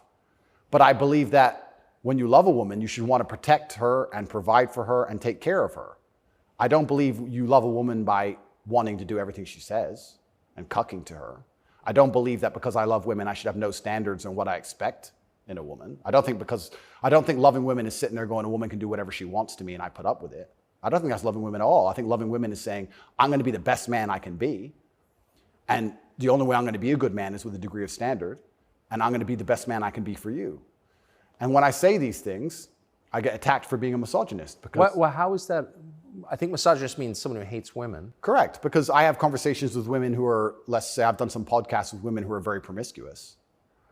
And I've explained to them that since the dawn of human time in every single society across the planet, promiscuity in females has been frowned upon. Yes, that's true. It hasn't been frowned upon in men, but it has been in women. I explained In a big way. In a big way. In many parts of the world to this day, you can't get married if you're not a virgin. I'm not saying all women should be virgins. I was explaining to her that female promiscuity has always been hated. In every holy book, it's disliked. You've bought into this new thing for the last 10 years, and you seem to think it's empowering. And I would argue that it's not empowering. And I sat there and had a conversation with this promiscuous woman, and I said to her that she is doing herself a disservice, and she's dishonoring herself, and she's never going to be happy or fulfilled jumping from bed to bed. And I was told that this makes me misogynistic because women are empowered and they can make whatever choices they want, and I'm insecure to believe that a woman who slept with 300 men is somehow changed mentally, and her ability to bond and love a man has been affected by that. But it is. That's true. Well, unfortunately, you're going to end up in a Romanian jail cell for being a misogynist. No, I mean, I love women. And so I've seen it, and that is true what you said. The thing that's interesting is that women intrinsically understand this. Yes. Because if you see a woman dislike another woman, what's the first name she calls her? Slut. It's the first thing a girl says to a girl she doesn't like. It's the biggest insult that comes to her mind is that she's promiscuous, right? So it's interesting, but I've been called a misogynist for that. And then I've been on the internet for a long time. I've made some jokes. I've made some videos, and people don't understand satire or comedy. There's one that they keep repeating. I made a joke. Next to my bed, I had a Glock, like many people do, and then I had a knife next to my bed, and there was a comedic skit where it said, "The girl caught me cheating, and she picked up the knife, and I slapped it out of her hand and said, 'You still love me?'" And they cut the bit out where I talked about the girl attacking me with the knife. They just took the bit where I say, "Slap the knife out of her hand, you're the boss, da-da-da," and he's a misogynist, and it's just taken out of context. And that's another thing that's happened to me, and I am aware of this, and like I said, I take absolute self-accountability, but the way you make jokes and make videos when you get 100 views is very different than the way you would make a joke or make a video when you get millions of views. And when they're trying their best to they'll look at a 4-hour video and find 3 seconds. I'll give you an example of it, where it hurt me very recently. I did a podcast where I was discussing corruption. I discussed which country I believe is the most corrupt country in the world. They start a lot of wars. And the answer to that by the person I was discussing it with is, well, you live in Romania. Romania is corrupt. I said, Romania is corrupt, correct. But I don't think there's certainly corruption, but they don't start monumental wars which end up in millions of deaths. I would argue that their corruption, because a policeman stops me and I can bribe my way out of a parking ticket or a speeding ticket, is far less destructive. So we discussed this at length for hours. They cut out the bit where I said Romania is corrupt and showed it to the judge. That kept me in jail. Ooh. Yeah. So, and that's my problem in a nutshell. Long format content, people will find a little bit, edit it up, and try and attack me with it. And that's where this whole misogynistic things come from. It's either from me arguing with promiscuous women on podcasts designed for promiscuous women to argue their point, and I destroy them so flawlessly that I'm a bad person, or something taken out of context. And it's insane because, like I said, the amount of support I get from women is actually monumental. The amount of mothers who write to me and say that their son's doing better than ever. The amount of women who write to me and say that their boyfriend's doing better than ever. The amount of women who love me and just want to meet me. This idea that I'm hated by women is probably the biggest lie about this whole story. I don't want to brag, but I can assure the world that's absolutely not true. I had thousands of letters of support from women. In fact, there was one girl, never met her. She would play love songs from her car outside the jail. So she'd put the music on and play love songs. And I managed to tweet out via my cousin the songs I wanted to listen to. Whitesnake, Is This Love? And and she'd play them for me. Never met her. Don't know who she is. So you're in a Romanian prison cell requesting Whitesnake on the radio in the car outside. Correct. And some girl would pull up and put kind of a surreal moment. Put her speakers on full and play me my love songs for a good 3 or 4 minutes before the police would come and make her move. I got a song a day. But yeah, this idea that I'm universally hated by women is insanity. That's not true. So you said you're a mixed race. Your dad was black, your mom was white English. What do you make of the race conversation in the United States? I think it's they're trying to put fuel on the fire, and they're deliberately trying to accelerate division. This is what I believe. I think that if a black billionaire and a white billionaire meet somewhere, I don't think there's much conversation about race. I don't think... No! I don't think there's any racism. No. Interesting, no? They're not that interested in the topic, actually. They don't care. Right. Right? But amongst the lower echelons of the populace, they seem very interested in trying to turn us all on each other. Yes. I wonder why that is. And I wonder why they deliberately make laws and push media matters which are designed to do exactly that. I wonder why that is. We can sit, and I have my own theories. But I think what certain people in the world would be most afraid of is the white people of a certain economic class and the black people of a certain economic class shaking hands and saying, this is bullshit. I think that would be very intimidating for them. So it's certainly accelerated. And it's also very interesting because as a mixed race person, I will also sit and state, I don't look particularly black. Most people can't guess where I'm from. I've had more discrimination against me for being a straight male than I've ever had for my skin color. I've had more people look at me or have problems with me purely because of my sexual orientation and my generally masculine essence than I've ever had anybody say anything about my skin color ever. And I'll also say, if somebody has a real problem with my skin color, who cares? If someone's that ignorant, who gives a shit? Like, it's also, I do find it amazing they manage to psyop people into being so brutally offended by it. If someone were to come up to me and say, you're not white, I'd say, correct. Have a nice day. Who cares? It's amazing how they've got everyone wrapped up in this. But yeah, it's certainly accelerated. Another thing that's very interesting about it, especially in America, a lot of Americans are insulated to, I feel like, world history. Yeah, I've noticed. You know, they're like, oh, slavery, slavery, slavery. Slavery was everywhere. Every country had slaves. Arabs had slaves, the Chinese had slaves, Aztecs had slaves. Everybody had slaves. The American Indians had slaves. Everybody did. A lot of slaves. Correct. And they're like, oh, we've been enslaved. Everyone was enslaved. Unfortunately, the world wasn't such a nice place, right? And there's been ethnic divisions in every single country on earth since the dawn of time. There still is in many countries in the world today. They believe this is a uniquely American issue. And I would strongly argue that, one, it's completely and utterly not. And two, I think that if you are black, white, Asian, I think if you stand up, self-respect, work hard, try your best, turn up on time, firm handshake, don't make excuses for anything, don't look for an easy way out, no matter what your skin color is, in America or England or any other Western nation, I think you can be extremely successful. I don't think anything's stopping you. That's not the message you get from, say, Kamala Harris, who's also mixed race. Her dad was Jamaican, her mom was Indian. Yeah. But race is really at the center of her identity and her politics. What do you make of, say, Kamala Harris? Well, let's look at why they purport the idea that depression is so powerful and that you can just catch it from the sky and now you're permanently depressed no matter what happens to you and there's nothing you can do about it and you can't improve your life and you can't be a better person, right? It's that self-limiting belief. I think by also pushing this racism argument, it's also very much the same thing. I think if you adopt that mindset, if you wake up and you're a particular color, you're purple, and you believe purple people can't make it, what's your chance of making it? Zero. Yeah. Right? So that's what's so destructive about it. This is what I'll even argue when I argue this point with people and they try and say, oh, but this happens, and they pull out these statistics and all this garbage from the Matrix. I say, listen, even if the world's racist against purple people, the best thing you can do is be such an exceptional purple person that they need you they need you. The only answer is hard work. The only answer is self-accountability, masculine essence, honor, dignity, making your ancestors proud of you because you hold the same last name as them. The answer is the same regardless anyway. But when people like Kamala are pushing this racism agenda, they're trying to say to people effectively, you'll never be anything. And you don't stand a chance of ever being anything. And I think that makes people who aren't anything feel a little bit better about themselves. It's cope.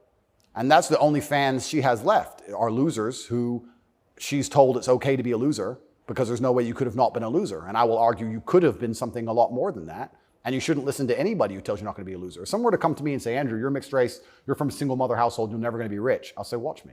I don't believe you. I don't believe you. Who are you? So everything she's saying is, one, wrong. Two, it's destructive to believe in. Three, I think it's her last hope at having any kind of fan at all because she's largely incompetent.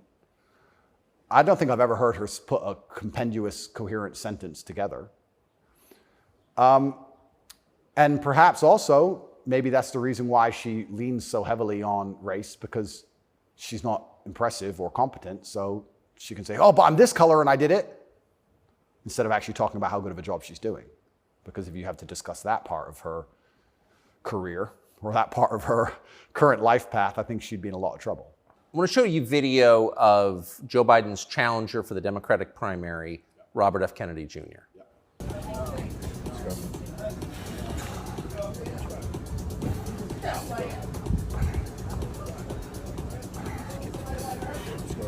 Six. Run it.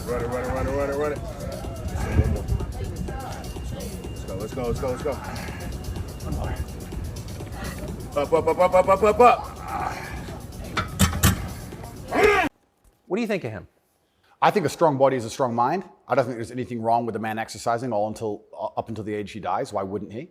I think that the bottom line of masculinity since the dawn of human time has been a propensity and a capability for violence. I think that's what makes a man a man.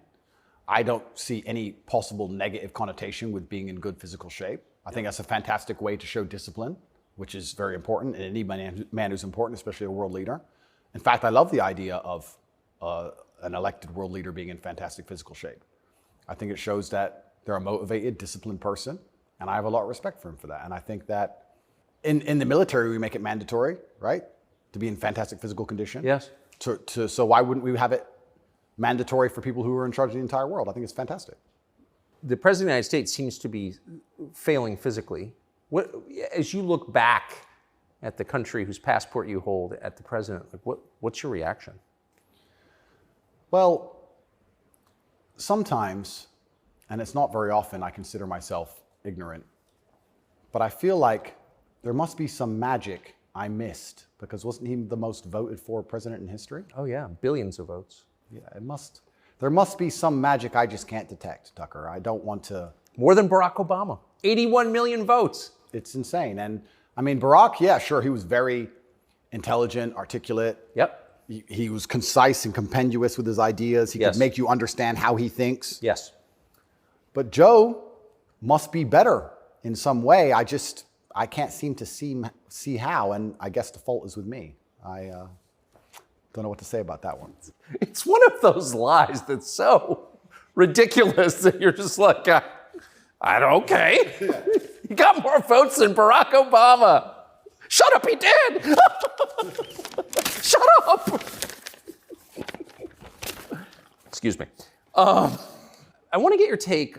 This is sort of small ball, but it I think tells you something about a larger trend in the United States. This is a state senator from the state of Wisconsin in a public hearing recently saying, in a discussion on a crime bill, fuck the suburbs. Here she is. Fuck the suburbs.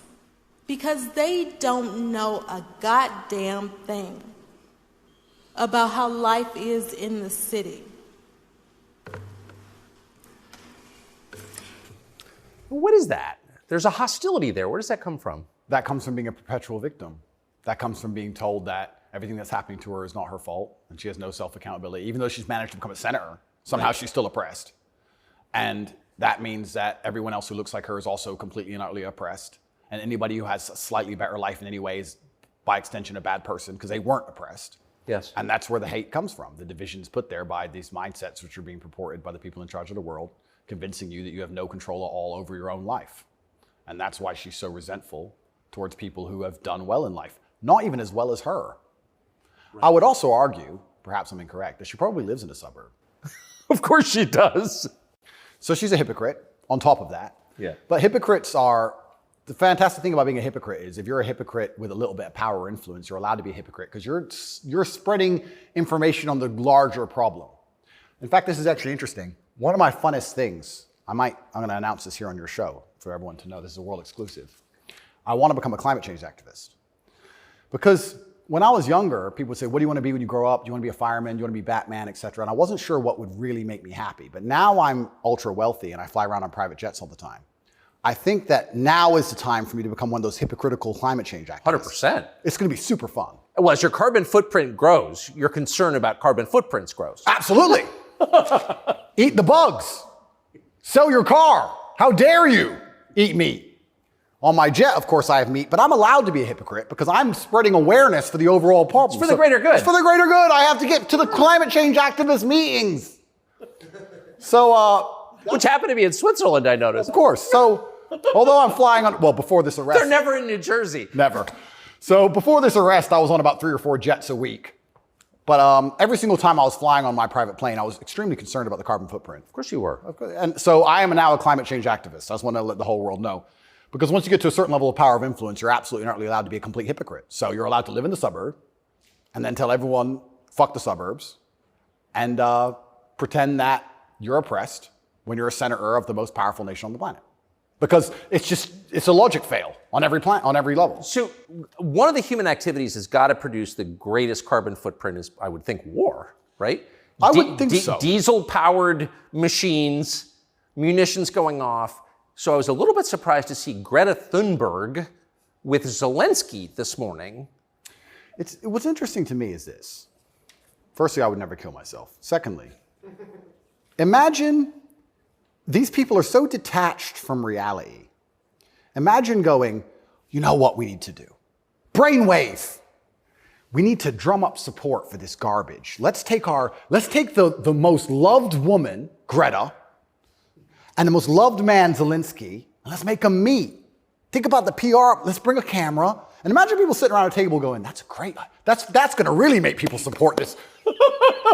Who gives a fuck? I don't want to swear. I'm sorry, but some young girl turns up to a war zone who has nothing. Why is she there? What are they going to talk about? I don't know. But what's their conversation? I think she only yells. I don't think she does talk. I don't understand. Is she going to talk about how the childhood has been stolen from all those million Ukrainian men who have been blown to pieces? Like she talks about childhood being stolen because we drive, cars? I don't think she is. I don't think she's going to mention that. No. Is it just a big PR opportunity? Like what PR team came up with this concoction and thought, this'll keep them on side? It's mind-bending to me who even thought this was a good idea. It's crazy. But of course somebody did. Somebody thought it was a fantastic idea. Have you ever met Greta Thunberg? No, but me and her have had some internet arguments. I think you went to prison for it, right? Yeah, correct. Which is amazing because I'm a climate change activist. So I'm on her team. I was in Sweden during COVID. So we could have met. She didn't want to hang out with me, unfortunately. And then now I'm flying around on my jet everywhere, spreading news about climate change. Same thing. Like in my Bugatti, obviously it's got a big engine. I make sure to talk about climate change out the window as I drive. But I'm on her side. She doesn't seem to be very You yell at the serfs as you pass about climate change? Yeah, don't eat meat. Eat the bugs. What's wrong with you people? You don't care about the earth? Like, if you don't start caring about climate change, all those politicians with beachfront property are going to lose their houses. Yes. And they're very concerned about climate change, which is why they bought their houses on the beachfront, so they can be the first to let you know it's coming. The early warning system, right? They're very concerned. That's why they want to be right there on the beach. Quite honorable if you think about it. Kind of on the front lines of the climate crisis. Absolutely. Lead from the front. So good. But one more point about this. Sorry to go on and on. No, I love it. But when I say these things, people, you don't care about the environment.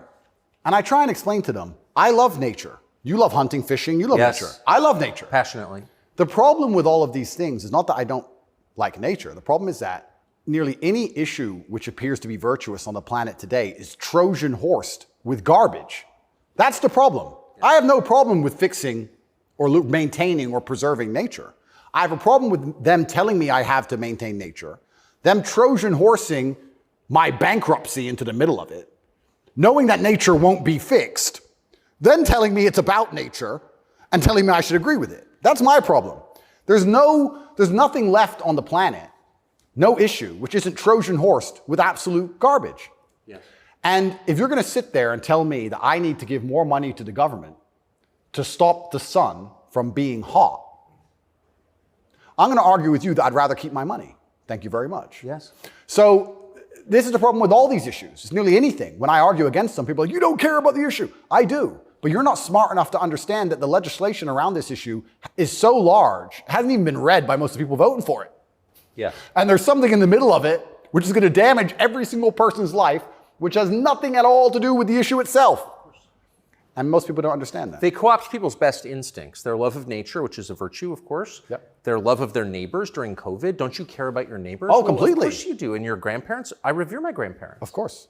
And you're a bad person if you resist. I was a terrible person for going to Sweden. You're a very bad person. You don't care about anyone else.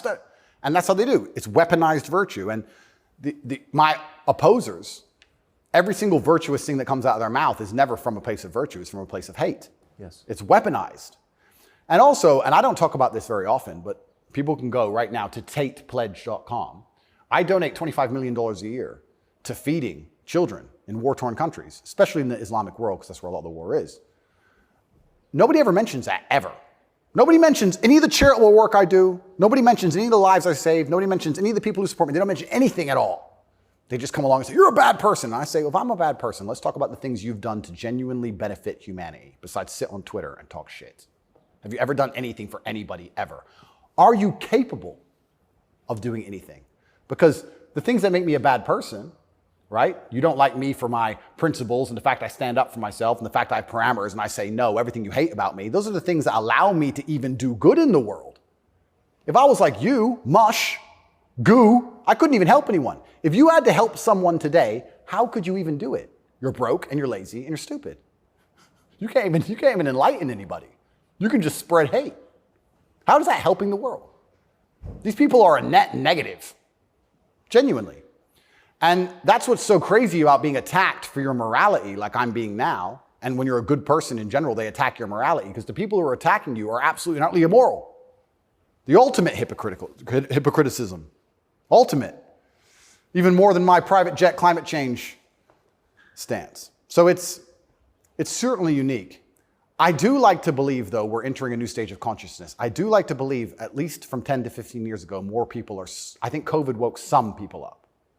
I do like to believe the MSM credibility is tanking in real time. Trump helped massively. Fake news. 2 words. Before Trump, when did you ever hear fake news? I didn't really hear it that often. No. Fake news, fake news, fake news.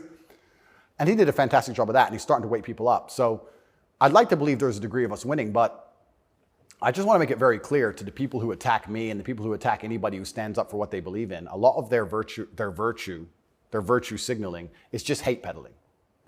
And when they can't call you unsuccessful and they can't call you stupid, they have to find a way to hurt you. And the only way they can do that is to say you're a bad person. I've noticed. Yes, I have. So here's Joe Biden expressing his concern about how Putin is doing in the war in Iraq. Interesting. It's hard to tell, but he's clearly losing the war in Iraq. He's losing the war at home.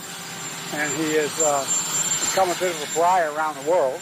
Do you think Putin is losing the war in Iraq? I don't think he's losing the war in Iraq. I don't think he's fighting a war in Iraq. Okay. He also said he's losing the war at home. I don't think he's fighting in Russia, and I'm also not sure he's losing. So it's a pretty interesting statement on many levels. It's scary. You know, it's a joke, but it's scary. Because I would never kill myself, but I think the reason he was put into office is because he's incompetent. Yes. Because that makes him easy to control and influence. That's what's most scary. It's not scary that he's become incompetent in office. It's that they looked at him and goes, that's who we need. That guy. That's what's most scary to me. Does it surprise you that the weakest president is also the most destructive? Weak men are always destructive because hurt people hurt people. Yeah. I don't know, I heard, someone said that to me a long time ago, hurt people hurt people. They were talking about a relationship and I said, that's true. If your heart's been broken, you're probably going to be a bit of an asshole and break someone's heart. Hurt people hurt people. And then I thought, well, if you're a weak man and you're going through life and you don't have the strength and resilience to resist the trials and tribulations of being a man, and you're constantly hurt by everything, and you're constantly upset and depressed and sad because you're weak, how could you possibly do good? Hurt people, right? To do good, you have to be a good person to begin with, and to be a good person, you're virtuous, and you've gone through a lot of things that made you strong. This is what's mind-bending to me, that the idea that strong men are somehow bad. And it's the ultimate hypocrisy, because as soon as something happens, especially physically, as soon as a liberal is attacked, they call the police. Defund the police! Call the police. Don't be masculine. Police officer, they want a big, strong man with a gun. Guns are bad. They want him to have one, right? So The ultimate hypocrisy on every level is absolutely and utterly insane. At the base realities of humanity, the absolute base reality, strength in men is respected and wanted. And I think that the closer you get to unfortunate circumstance, the closer you get to reality. They go hand in hand. And then everyone's looking for the strong men. So strong men should always lead, I believe. And for a longest period of human time, that's how society functioned. The strongest men led. But in the Western world now, that doesn't seem to be the case anymore. And weak men are emotionally led. They're not particularly stoic. They're impulsive. And I would say that the most heinous acts, perhaps, that happen in modern society today are purported and committed by weak men. I don't think a school shooter is a strong man. I think it's a weak man. I think it's a man who's been picked on, got butthurt, is upset, girls don't like him, never learned any emotional control. He's the kind of person who does exactly what the TV tells him to do. Act out your feelings, cry when you want to cry. Well, now he's angry, so now what? You told him to act out his feelings. What do you expect him to do? I think that weak men do the worst things. I think weak men hurt women. I think weak men rob stores because they don't want to wake up and work hard and go to work and do it the honorable way. It's a weak man who goes and steals. It's a weak man who beats the shit out of a girl. It's a weak man who shoots up a school. This is all weak men stuff. And society as a whole is telling men to be weaker and weaker, saying it's somehow the solution to everything because being a man is toxically masculine. Being a strong man is bad. It's toxically masculine. To be a good man, you have to be a very weak one. Well, look at the most heinous acts that are committed in society. Show me a strong, honorable, virtuous man of principle who's doing any of this stuff. So weak men commit the atrocities in this world. Absolutely they do.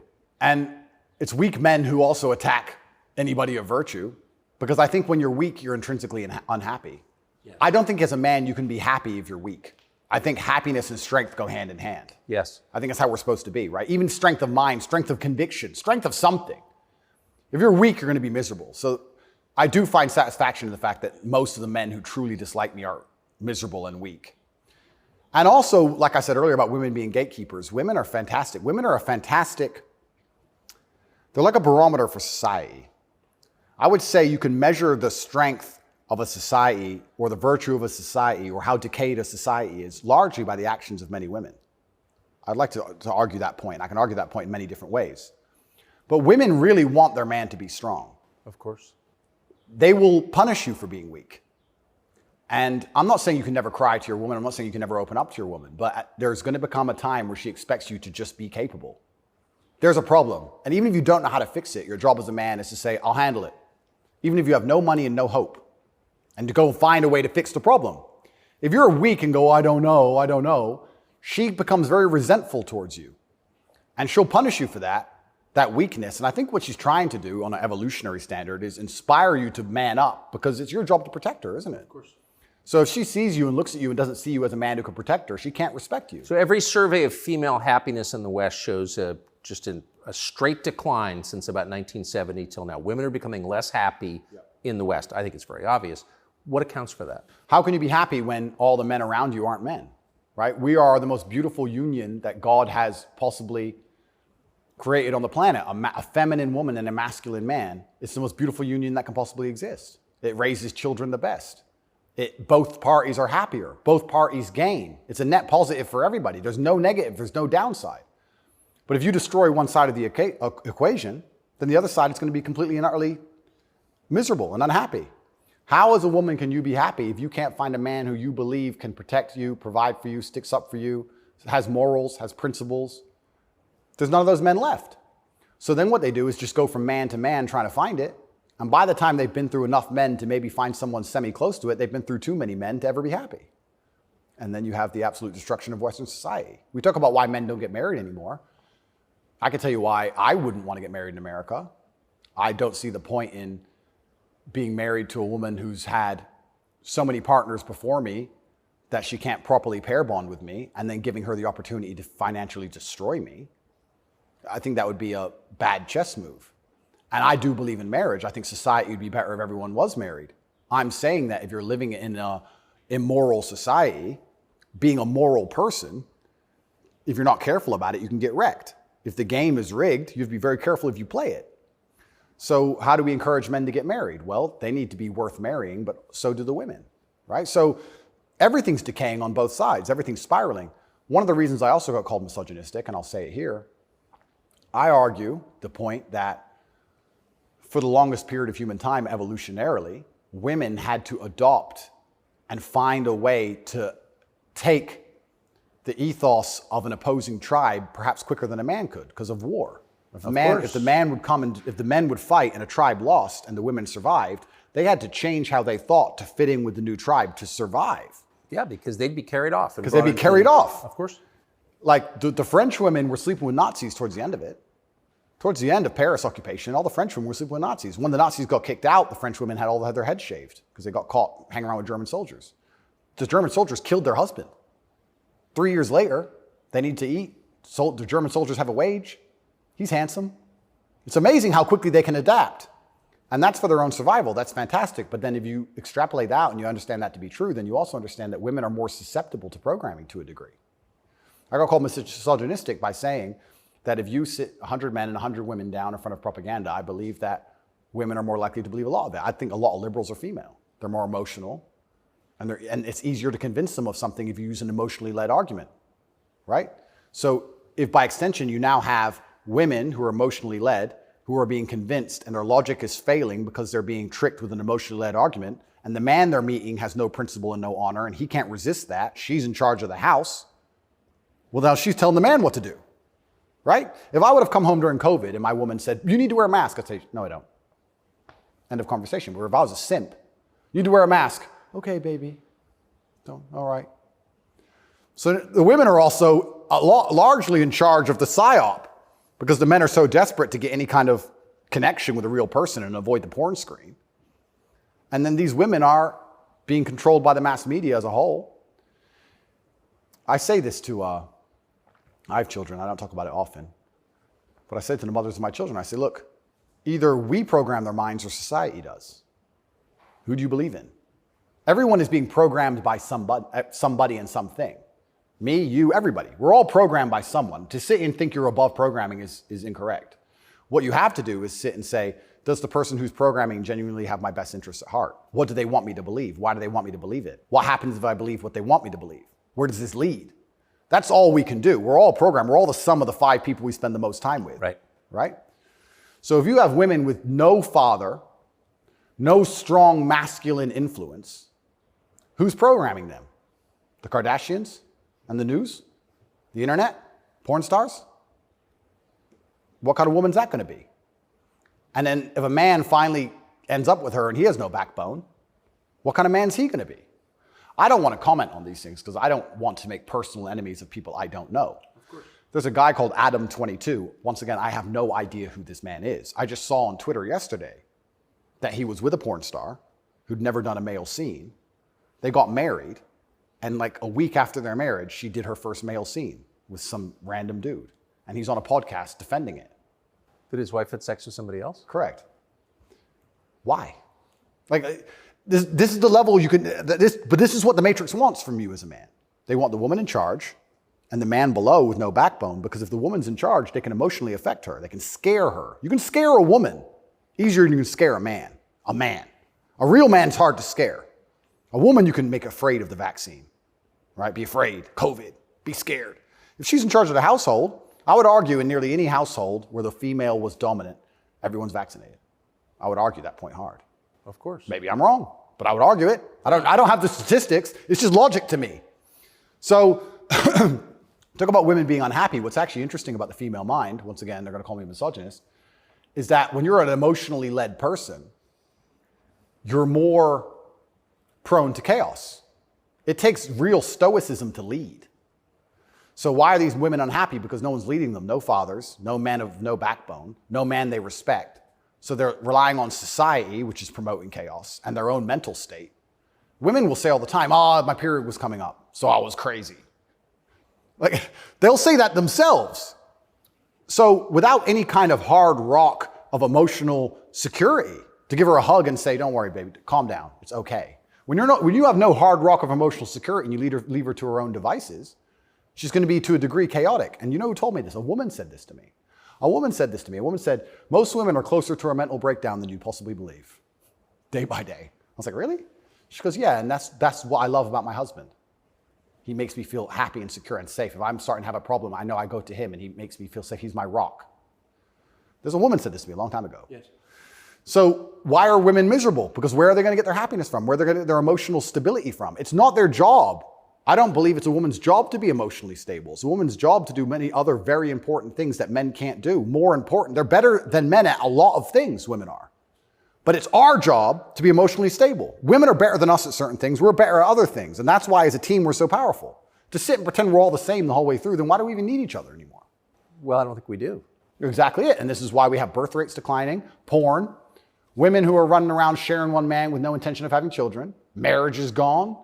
Like, where do we think this is going to end? And what's interesting about Well, it ends with the training thing, right? Well, yeah, that's the ultimate. No, I'm serious though. If there's no, scrambling the idea of the gender binary, of sex differences, like that is kind of the end point, isn't it? Well, the end point is, yeah, men are the same as women, so it doesn't even matter. Right. I can be a woman today, I can be a man tomorrow. None of it matters anymore. I also think a large part of this transsexual movement, I think a large part of it is a deliberate attack on us and our senses because they're trying to convince us to ignore our eyes. I do believe that is a bottom line. I think the bottom line of slavery are your own senses. Like, no matter what I'm told, that it's cold outside, I feel warm. That's the bottom line. So once they can convince you that your senses are wrong, well, then you're completely open for the slave program. Once you can look at something with your eyes and ignore your eyes, you're a prime candidate. So I think a lot of this has also something to do with that. You are going to say that's a girl. That's what you are going to say because you have to. And if you say it long enough, you'll think it. And if you won't, your children will because we'll tell them. So eventually, you're going to say it. And then it becomes true. Then you ignore your eyes. Now you believe anything, right? Till the next thing comes along. Now you'll believe all the people on the jets telling you about climate change. It's all an attack on the senses. This is America's most famous admiral. It's such an important issue for our youth and adults. As you said, some of these laws are actually extending into adulthood. We often say that gender affirming care is health care. Gender affirming care is mental health care, and gender affirming care is literally suicide prevention care. Would that be your view as well?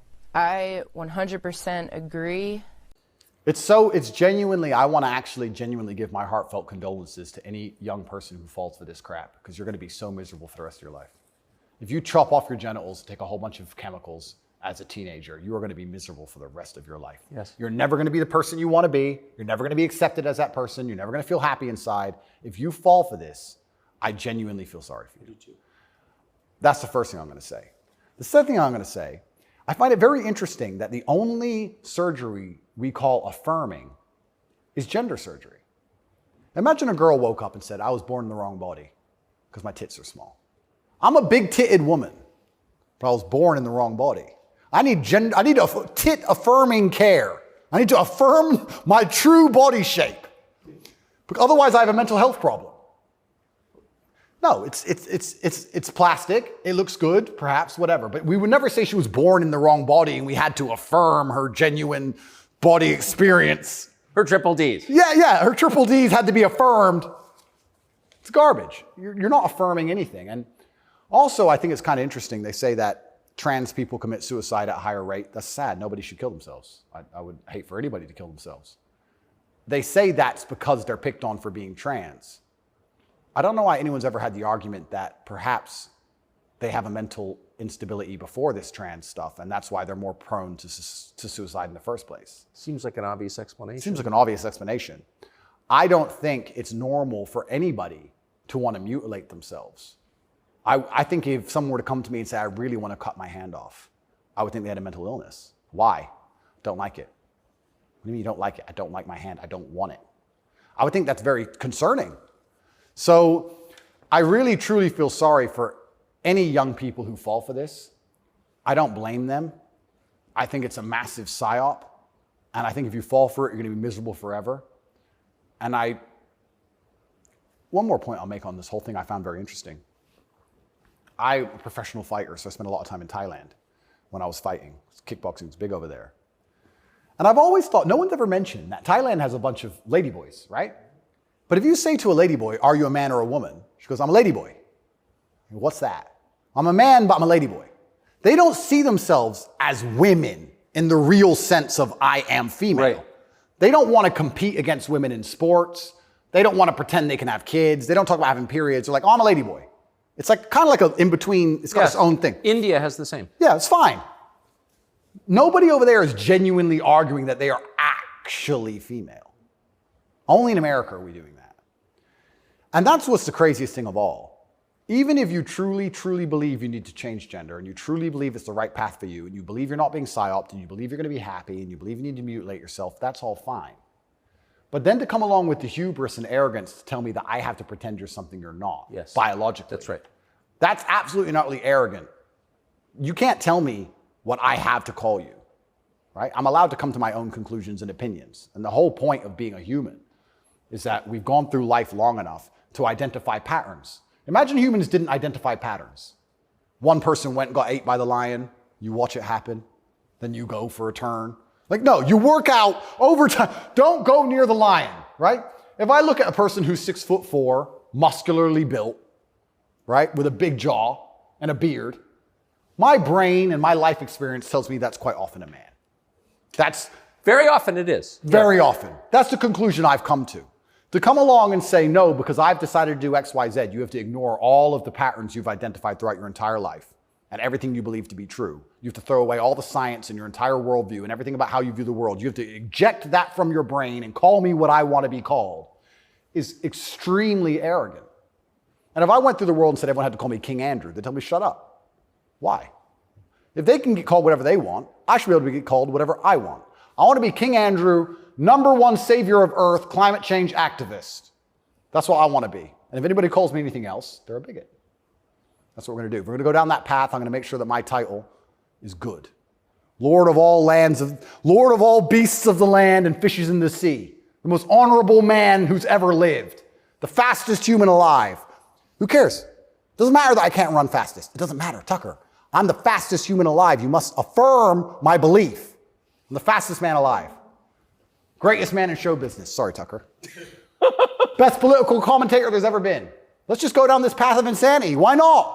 Walk around with stickers on our head. It'd be great. It'd be fun. The scariest thing about all this stuff is that the world is still polarized to a degree because there's certain places in the world which are too close to baseline reality for survival, for any of this garbage to fly. You think you can go to Tajikistan where people are trying to eat and talk to them about gender and all this garbage? They'll be like, listen, you're a man, this needs doing. Shut up, right? There's no time for any of that. So as the Western world is self-destructing in real time, there are places in the world where none of this crap is happening. So who's going to own the world in 100, 200 years? Like, it's still competitive to a degree. It's still bipolar. There's two sides to the world. I think that when men are men and women are women and we stop arguing about dumb shit, that society overall is more competitive. I don't know how America's going to maintain its influence over the entire planet when it's doing all this garbage. How long can this possibly last? Not long. Not long. It's like the fall of Rome. The fall of Rome, everything became decadent, endless sex and orgies. No one had enough faith in the state to join the army anymore. And people talk about barbarians destroying Rome. Rome was destroyed from the inside. That's what happens. And we're witnessing it in real time. And we have all these problems on Earth, and then they want to spend millions and millions of dollars on an investigation to prove that I'm a human trafficker for TikTok. It's clown world. Nothing even makes sense anymore. This is a video from a recent Pride March in New York, and I'm interested in your view of it.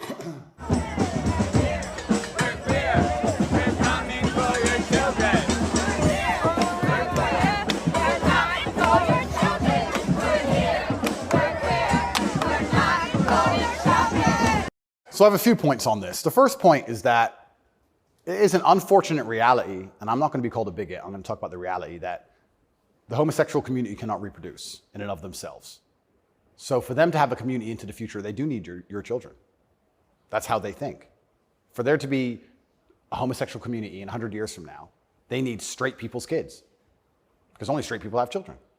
So they're telling the truth. That's the first thing. They mean what they say. The second thing is, I think a lot of this is an attention grab by them. I think they are slightly disappointed in how tolerant many people actually are. I have no problem with gay people. I don't care. I'm gay. Cool. I want to get married. Fine. I'm going to wave my dick in your kid's face. Wait a second. Yeah. They push it to a point where we have to react. And then when we react, they say we're bigoted. Children are innocent, and destruction of innocence is one of the most disgusting things on the face of the planet. It's terrible if a child is killed in a war. It's terrible if a child's mind is warped by any propaganda mechanism. They're innocent. What I don't understand is why, imagine heterosexual men walked around naked saying we're coming for the children. Well, someone gets shot. Absolutely. So why is it when For you good reason. Completely. So as soon as there's this sexual orientation, they're completely protected. And I think that the whole point of having children as a whole is to instill them with your worldview. I know if I have children, I want them to be like me. We just talked about my last name and how I want them to honor me into post-death. Then I want them to be a representation of me, which means they should believe in my values and my creeds. Why is a group of people in New York walking around telling me what they're going to teach my kids and what my kids should believe? They're not your kids, they're my kids. Right. And that's what's so scary, because children are impressionable and children are raised by the state and the internet, effectively, which is why they want me off the internet. But they'll let a lot of people stay on the internet that say a lot of things. I'll argue that if I was transgender, the American embassy would have told Romania they were bigoted and removed me pretty quickly. I would genuinely argue that point. They would say, no, what you're doing is abusive to the LGBT community. He must be removed from jail. Of course, immediately. Immediately. But because I'm straight and heterosexual, it doesn't matter. We're the class that suffers the biggest bigotry that possibly exists in the Western world today. I would actually argue that point. But they're saying this to be deliberately provocative. They're deliberately trying to upset people. They want to upset you so that when you talk against it, they can call you names and call you a bigot. And also they mean what they say. And it's truly scary. I'm obviously a Muslim. I'm Islamic. What most people don't understand about a lot of the Islamic world is that a lot of these things are outlawed, right? But people say, so gay people can't go there. If you go to Dubai, you will see gay people. If a guy wants to be gay and do whatever he wants to do with a full-grown man in his own house, I don't care. And you can tell. You might have a waiter who's gay, whatever, etc. The only reason it's outlawed is not to stop a full-grown man meeting a full-grown man and doing what he decides to do. It's outlawed to prevent it bleeding into society and affecting the culture where the children are affected. That's why it's outlawed.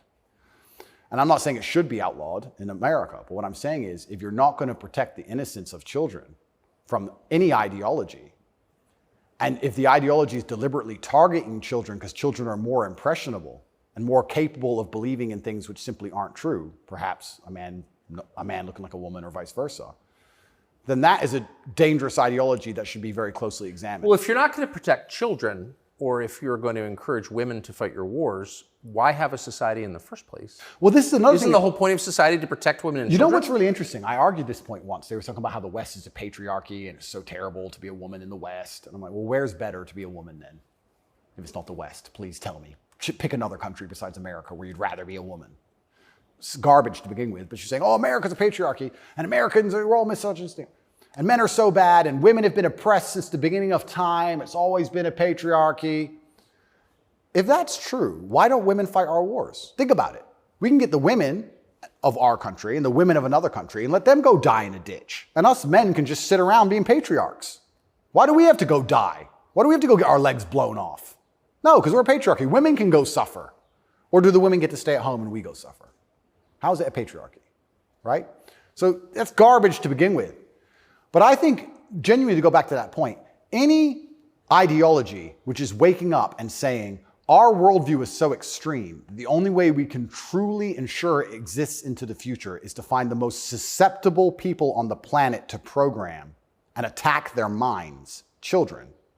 I think that's a destructive ideology and should be very closely looked at. And it doesn't matter if it's LGBTQ or anything else.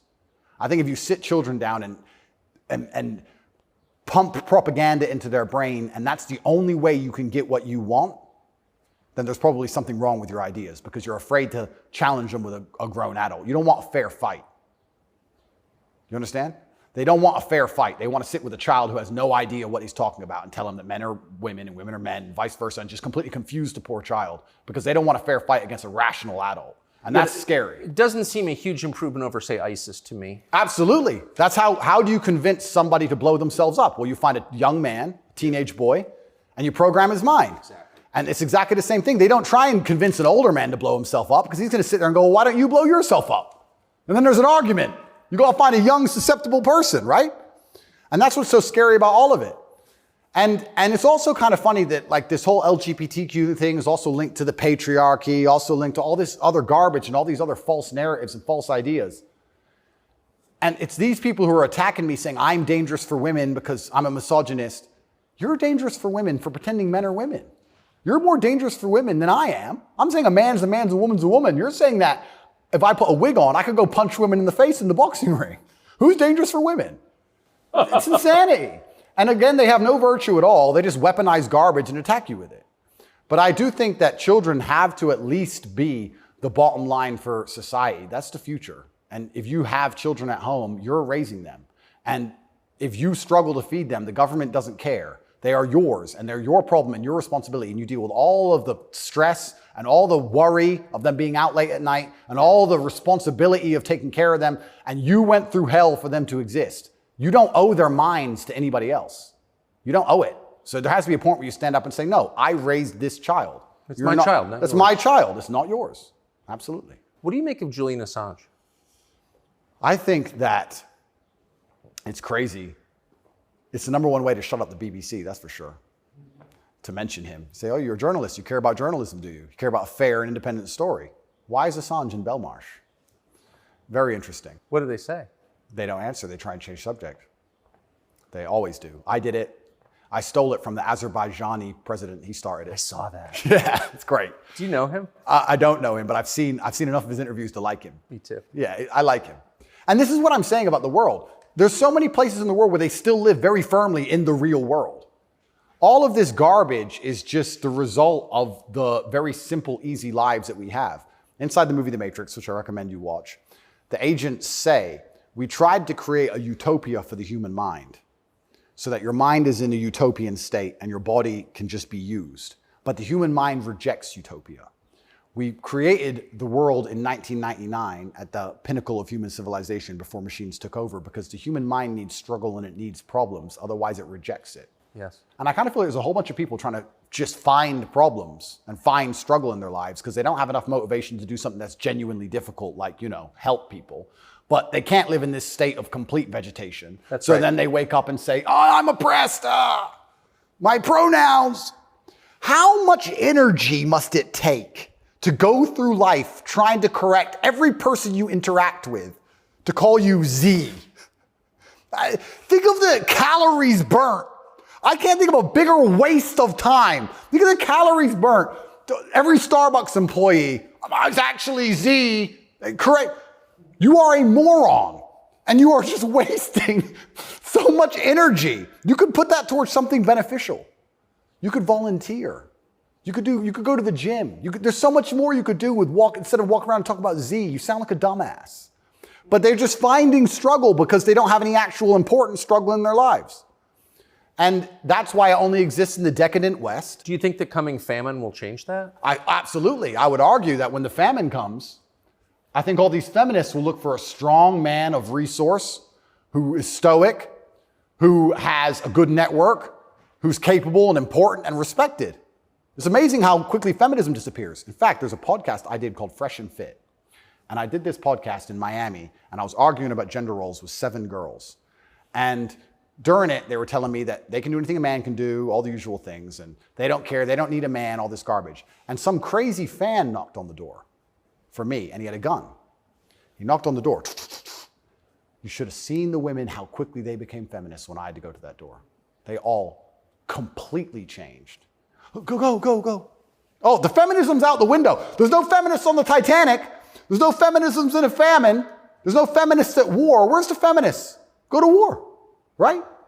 I remember when Afghanistan, when we did that very well-planned, very thorough evacuation of Afghanistan, and all the schools that we opened for women got shut down by the Taliban.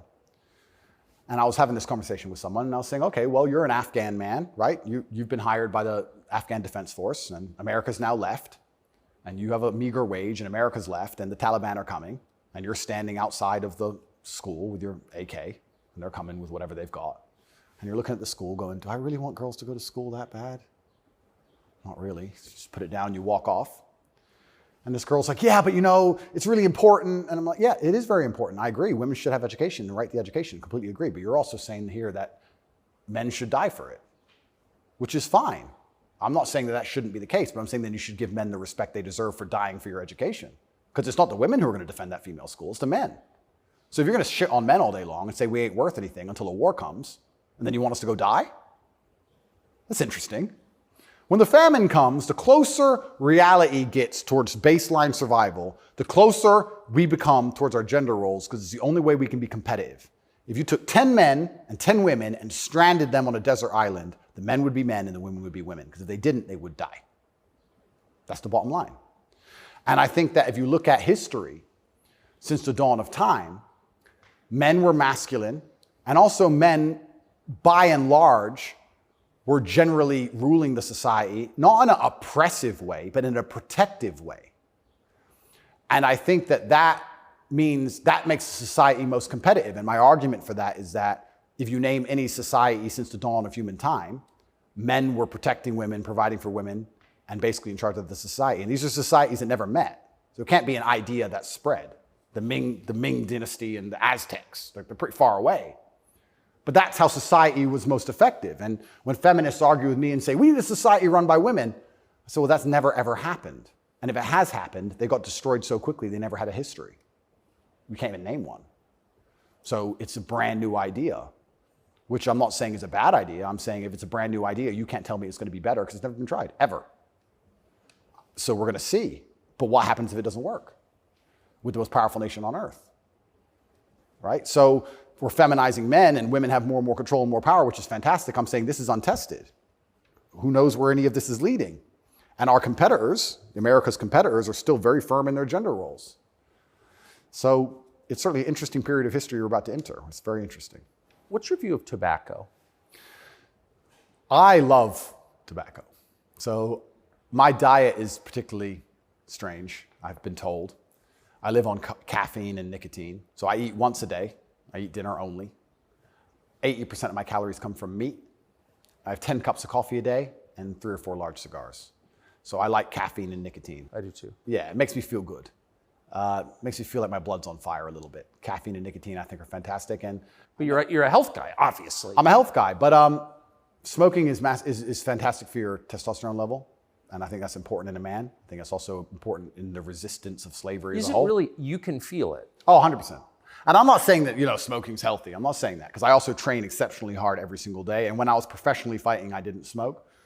But I think in general, testosterone level is a fantastic way to measure your overall health as a man. But nicotine has a positive correlation to testosterone. Absolutely, levels. it's been proven. Yep, it's been proven repeatedly. So that's why I love nicotine so much. And then caffeine, I love to have that little bit of not jitter, but I like to feel energetic and I like to be hungry. My optimal state is hungry, but energetic. That's how I get the most done. I don't like eating. If I eat, I feel full, I feel lethargic. I like to, Totally. Yeah, I like to be hungry and 1% irritable from my 5th coffee and a bunch of nicotine inside of me. That's how I like to perform. So yeah, I think it's a good thing. And it's interesting how focused the people in charge are on nicotine. Yeah. As fentanyl becomes really common. Yeah. 100,000 people die a year from it. Yeah. Nobody notices, but they're still trying to shut down not just tobacco, but non-tobacco nicotine devices. Yep. Why? That's a really good point. We could argue it's down to testosterone level. I don't know if you ever saw the study which linked people's testosterone level to their ability and capability to disagree with something. So they did a study which is pretty self-explanatory. The higher your testosterone level, the more likely you are to disagree with a point. And the reason for that is because, especially in older times, if you're going to disagree with something, you had to fight over it. Yeah. If you're going to say no to somebody or some tribe or some person, there's a high chance that you're going to have to fight that person. You have to defend your idea. If you don't have the propensity or the capability to defend your idea, then why would you go against the ideas of the people who are stronger than you? So reducing testosterone levels make men more compliant and more complacent because we're less likely to say no because we can't defend what we think. Why would we say you're wrong, but we can't do anything about it? We might as well just say, well, then you're right. Might makes right. Right. So reducing testosterone levels in men is something which I believe they're trying very hard to do. And if you read the studies, they're succeeding. Testosterone levels have gone off the edge, off the cliff. And perhaps that's why they attack smoking so heavily. I understand that smoking a lot of cigarettes can be very bad for you, but I think everything in moderation. And I think that overall, I would rather smoke a few cigars today and maintain my testosterone level, which it's good for, than not. I think the benefits outweigh the negatives. Couldn't agree more. And my final question is about digital currency. Yep. Do you think it's inevitable, and what would its effects be? CBDCs are inevitable, and they're scary. They're super scary because it's the final absolute realm of control. I mean, they're already removing cash from society. I think they say that just because they want to be able to trace things easier, and that's certainly part of it. But I also have another theory on it. I think if you have a $50 bill, and I give it to the barber for my haircut, and then he goes and buys groceries with it from the grocer, and the grocer goes and gets his car washed, the $50 goes from place to place, and after 20 or 30 transactions, the $50 bill belongs to somebody, and it's worth $50. Whereas if I pay by card, 1.5% goes to the bank. And then if he takes the money I've given him and pays for the groceries, 1.5% goes to the bank. And after the groceries have been paid for, when he goes to get his car washed, 1.5% goes to the bank. So after 20 or 30 transactions, the $50 is gone, the bank has it all. I think that's why they're so desperate to get rid of cash. It's interesting. CBDCs are the next level because once the money's completely digital, then they control everything you do with it. They control where it goes, but they can also control how and when it can be spent. Imagine some terrible future dystopian society where your money arrives and they say it can only be spent on food, or it can only be spent on vegetables because you've had too much meat this week, or you can't buy transport to a particular area because there's resistance to government oppression in that area. So your money won't work for trains right now because nobody can go down there because we don't want everyone in a large group. We want everyone at home in their pods. And they can track everywhere it goes, and they can also track how it's spent, and they can control how it's spent. They can put a time limit on it. You have an hour to spend this money. Scary. Like, think of all the ways they can inflict control over it. And I think this is actually one of the reasons why also I'm disliked. The BBC said this to me when they interviewed me. They said, Lucy, the very intelligent BBC reporter, said, word for word, you have a Bugatti and a cigar, and that means it comes with a side order of misogyny. I said, how does having a Bugatti and a cigar come with a side order of misogyny? And you can order misogyny on the side? Looks like it. It's like a sauce. And she repeated it because she couldn't. Yeah, you have a Bugatti and a cigar, and it comes with a side order of misogyny. So I was like, but they're not sending their best. Yeah, I don't think they have any best, to be honest.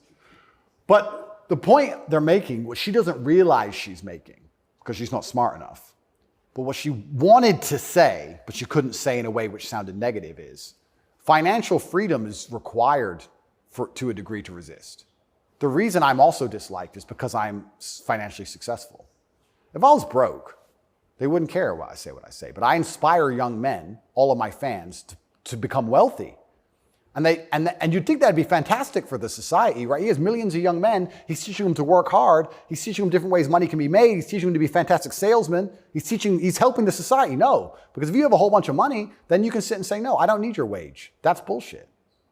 There was a video very recently of a guy in England taking down all the English flags and putting up pride flags. And a guy screams to him and goes, bro, you're taking down the wrong flag. And he replied, I know, mate. And the point is, what can I do? I'm a flag guy. If I say no, someone else will do it. Kids got to eat.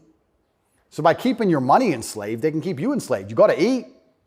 They don't want men to be financially free. If you're financially free, if you have enough money in the bank, you can one day go, you know what? I don't want your money. Even me now to this day, I've done enough and I'm successful enough that it's very hard for them to buy me. They come along, well, I would never sell my soul anyway because it's not who I am as a person. But if I was destitute, they could come along and say, Andrew, you have all this influence. We're going to change your message. You're going to say this. We're going to give you 10 million. Okay. You can't buy me. Can't buy Trump. He's rich already. He's rich. He's rich and he's 80, 70 something. You think he needs more money? He doesn't care about money. They don't like that.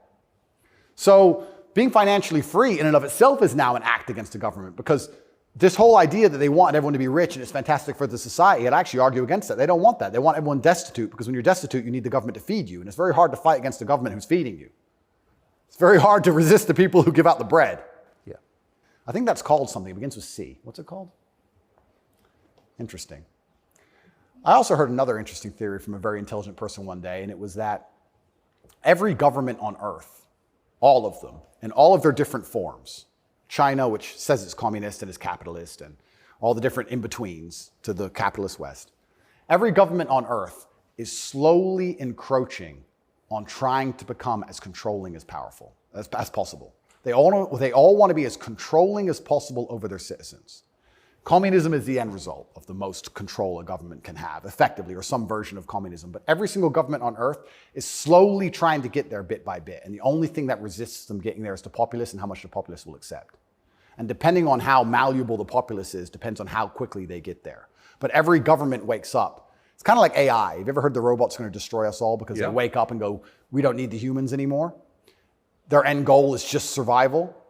If a government is the same as an entity, its end goal is more and more control. And that's all they're trying to do every single day with every law they pass, with the climate change law. They don't care about the environment. They want more control. Of course. And the more and more control they get, the final end result, if you give them what they want, is absolute slavery for everybody.